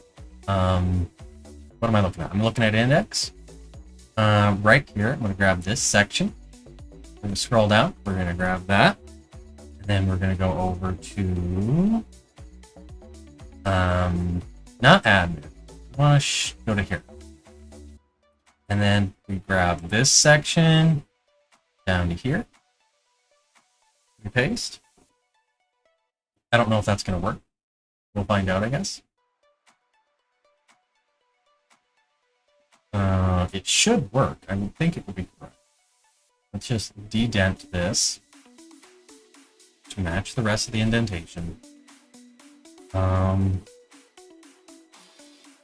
Fix challenge page formatting. Push that. We're gonna get this up. And then I'm gonna go get dinner. I'm gonna create the first challenge. I'm gonna put it live. And y'all can start in an hour. Be like, pretty cool. We're getting real close. And this is counting down live. That is so cool. I got that working pretty easily. I'm pretty happy. This has been a lot more effort than I had hoped. But it's gonna be great. It's gonna be fun. And if we do projects / count.py, and then we want to count SOC. What? Oh, I know. I see. Python 2,509 lines of Python code over 53 files. That's incredible. And it barely works. Oh, goodness. Alright, so this is done. I can see the little check mark. And reload that one. Oh, we want to go, not that one. It's on the wrong one. where are we at? This one. Building the container image, which is not too big of a deal. Lowest part. Yeah, there's a lot of files in this project. A lot of stuff is happening. But I mean, like, it's not super complicated to work with, though, which is what a lot of that Python code is there for, to simplify how things work. Like, you can get access to the database without having to think about, like, how do you get it to your function. Alright, so there we go. We are complete. Reload this page. Internal server error. So now we gotta go to Grafana to see what broke.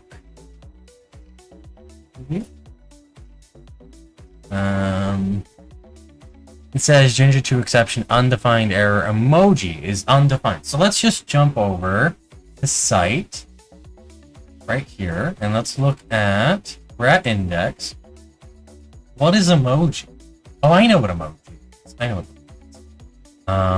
Oh, so where the heck is it being set though? Right there. Because we're injecting the emoji right here. And then we're assigning it to the scope.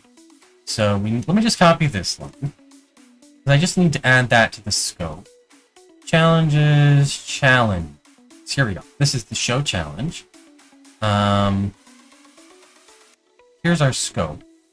So we just need to inject the emoji. And then we need to add that here. Emoji. That. Add. Commit-m. Add missing emoji to challenge page.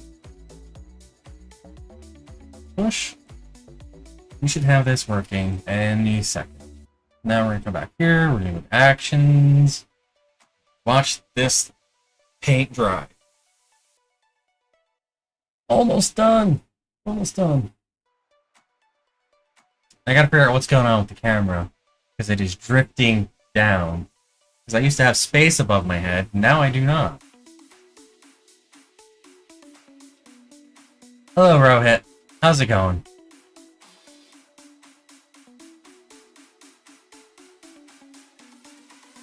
Almost done.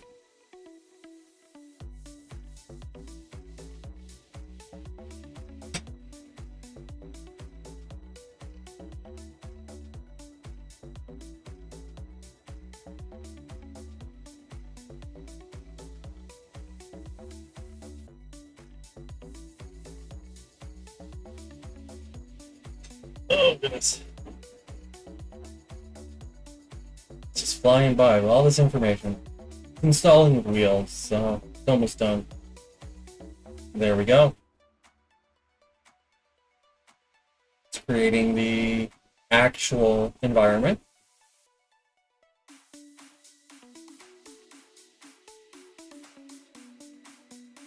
Almost done! We'll have to see if this worked.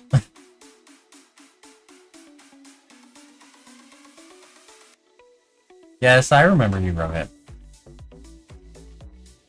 We're just wrapping up. We're getting our summer coding challenge website finished up here. Should be done in a few minutes. Just testing this last little bit. Pushing out to Kubernetes, verifying that it pushed out to Kubernetes. Once this step finishes, you know it's live on the Kubernetes cluster. It's got 1 of 2, 0 of 2.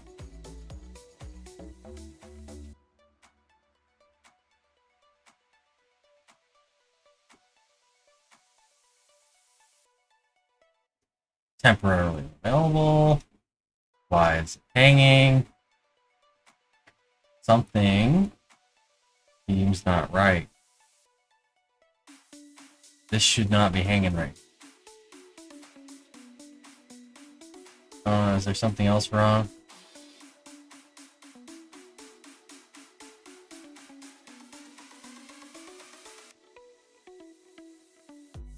Invalid syntax. Line 113 of site. We're missing a comma. Oh my goodness. Right? Yeah. That was it. Now why is this still complaining? Am I missing something? Python. I'm using Python here. Close that file. Back. Why?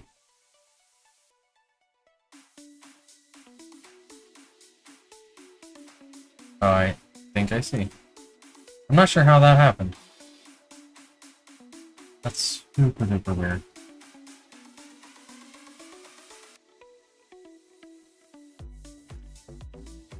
What is this? Go away. I don't know what the heck just happened there, but that was really annoying.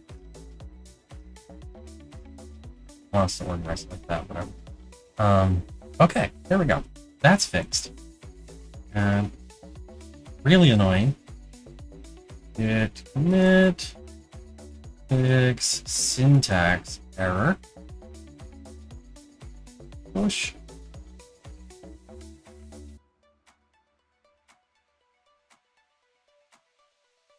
I don't know how that even happened.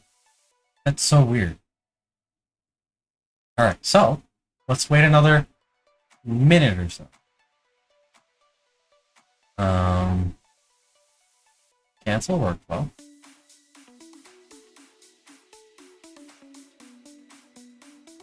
I've successfully requested it be canceled. Yay.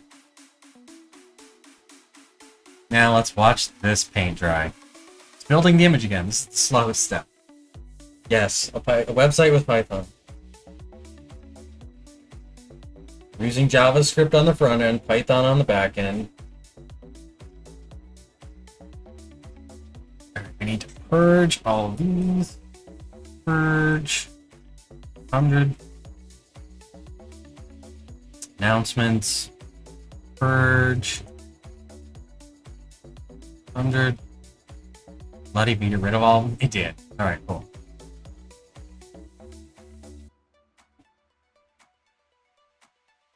So I think we're going to go with the name Summer of. That's going to be the name. So I need to collapse all of these so that I can move it up to the top. Always so much easier if you just collapse everything.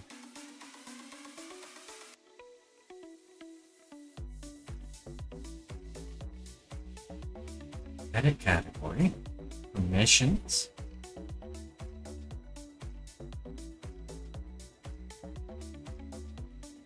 Save changes.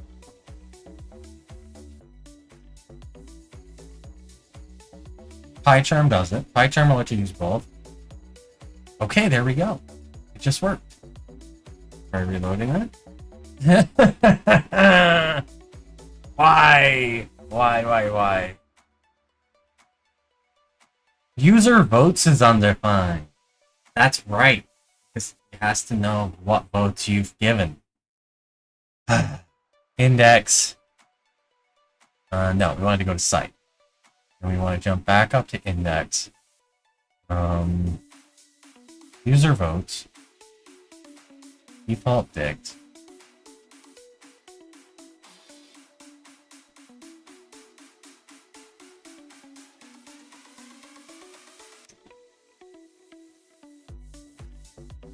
Alright, so then we come back down to no challenge.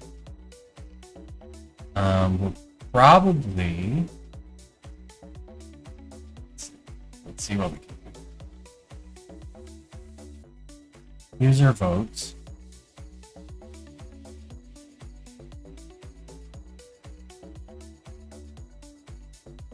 Challenge dot submissions.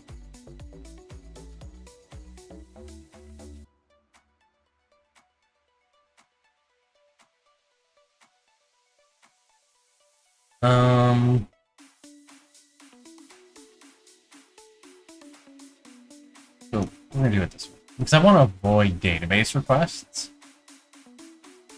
Scope equals that.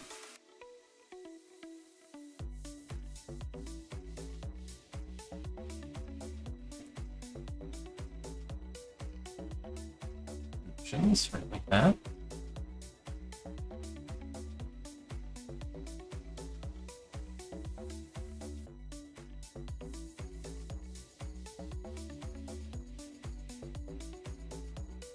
Scope, user vote.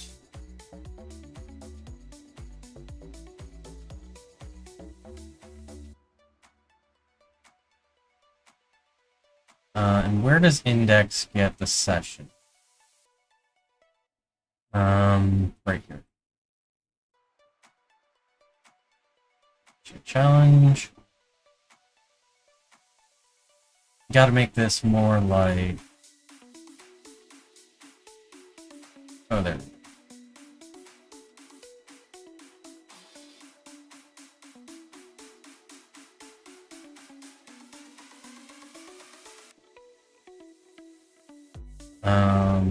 Scope.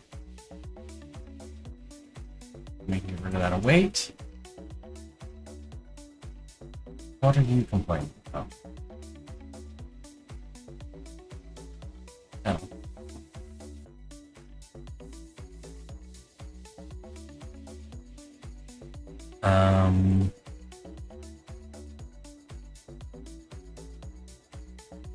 Build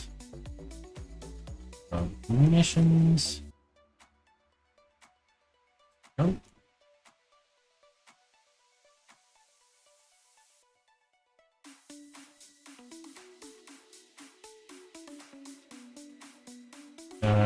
Build submissions. Scope.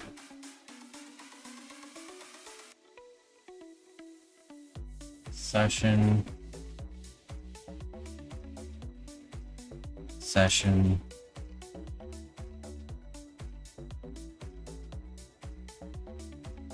And then the reason why I'm doing this is because it's complaining about a duplicate block of code.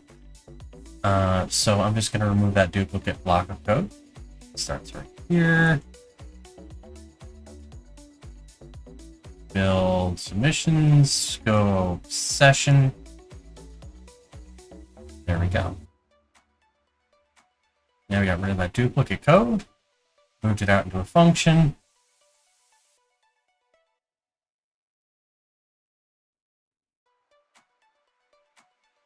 Not sure why I had it. That's so. There we go.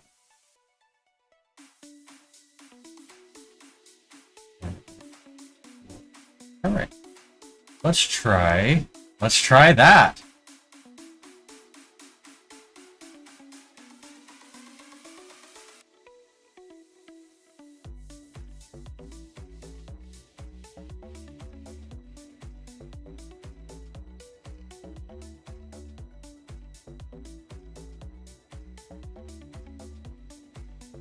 All right.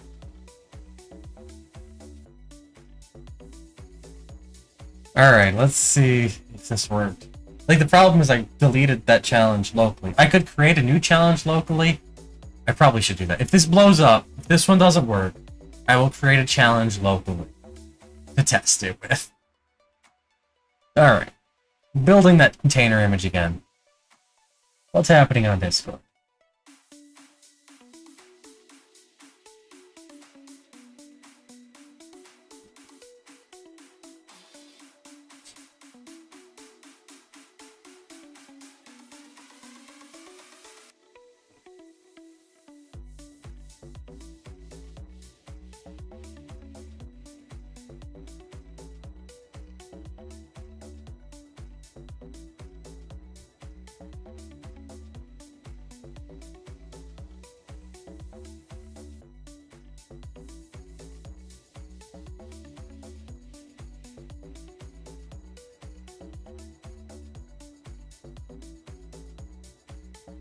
Goodness gracious.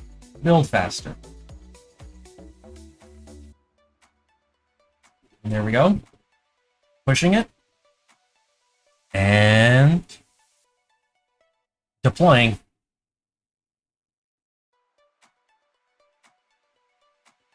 Almost done. Verifying the deployment. We've got 1 of 2. It worked. All right.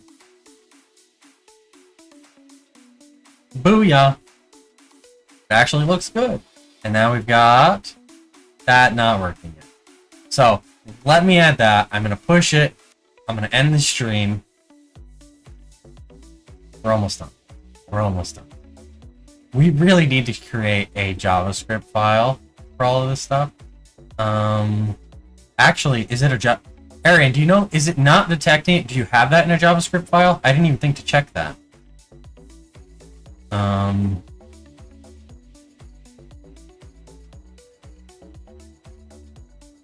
Okay, no, here it is.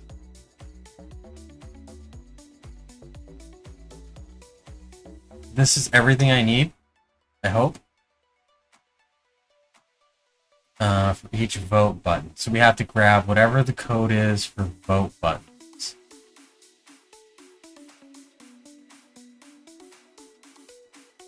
Oh no. Looks like there's... Is there? I'm trying to think.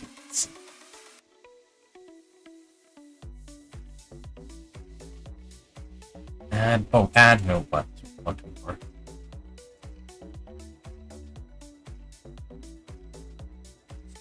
I'm assuming you're not using the hidden vote box. So now we should be able to jump over to challenge of HTML. And there's no JavaScript in here, so we'll have to add that. Script.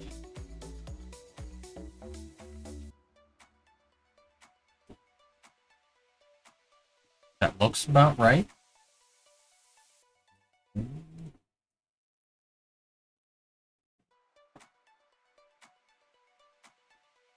That should work.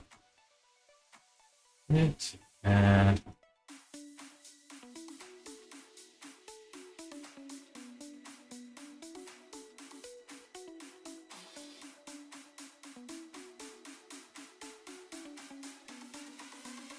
all right, there we go. All right. If you are watching the stream and you're not a member of the Beginner.Code's Discord server, be sure to check out the link in the description below to join. We're about 8,200 members at this point. It's not the world's most active server. There's plenty of people there to chat and talk. But like the great thing about the server the way it is right now is you can say something, you can talk, you can ask questions, and it's not going to get lost in a deluge of messages. And that's mostly because we have like 60 channels dedicated to helping people out. You can claim your own help channel. No one else will be asking questions over top of your question. There's going to be no jokes and memes of pushing your questions out of view. So it helps organize things. It helps keep things a little bit cleaner. Even if it does make the server seem a lot quieter than it probably really is. But yeah, we'd love to have anybody who's here on the Discord server. We'd love to help you out with any questions you might have. So yeah. I stream most Wednesdays at 5 p.m. Eastern Time and Sundays at 3 p.m. Eastern Time. I will be launching the Beginner.Code Summer of Code sometime in the next 20 to 30 minutes. I'm going to go start my dinner. While it's cooking, I'm going to get that started up. I will get the first challenge up there, and the countdown will begin. It should start out with like 40 minutes on the counter. All right? So yeah, hopefully we won't have any bugs. Hopefully we'll announce the first challenge. But yeah, I will see you all most likely this coming Wednesday. I hope to see your submissions in the Beginner.Code Summer of Code event. All right, y'all have a great night and a great week. Quick,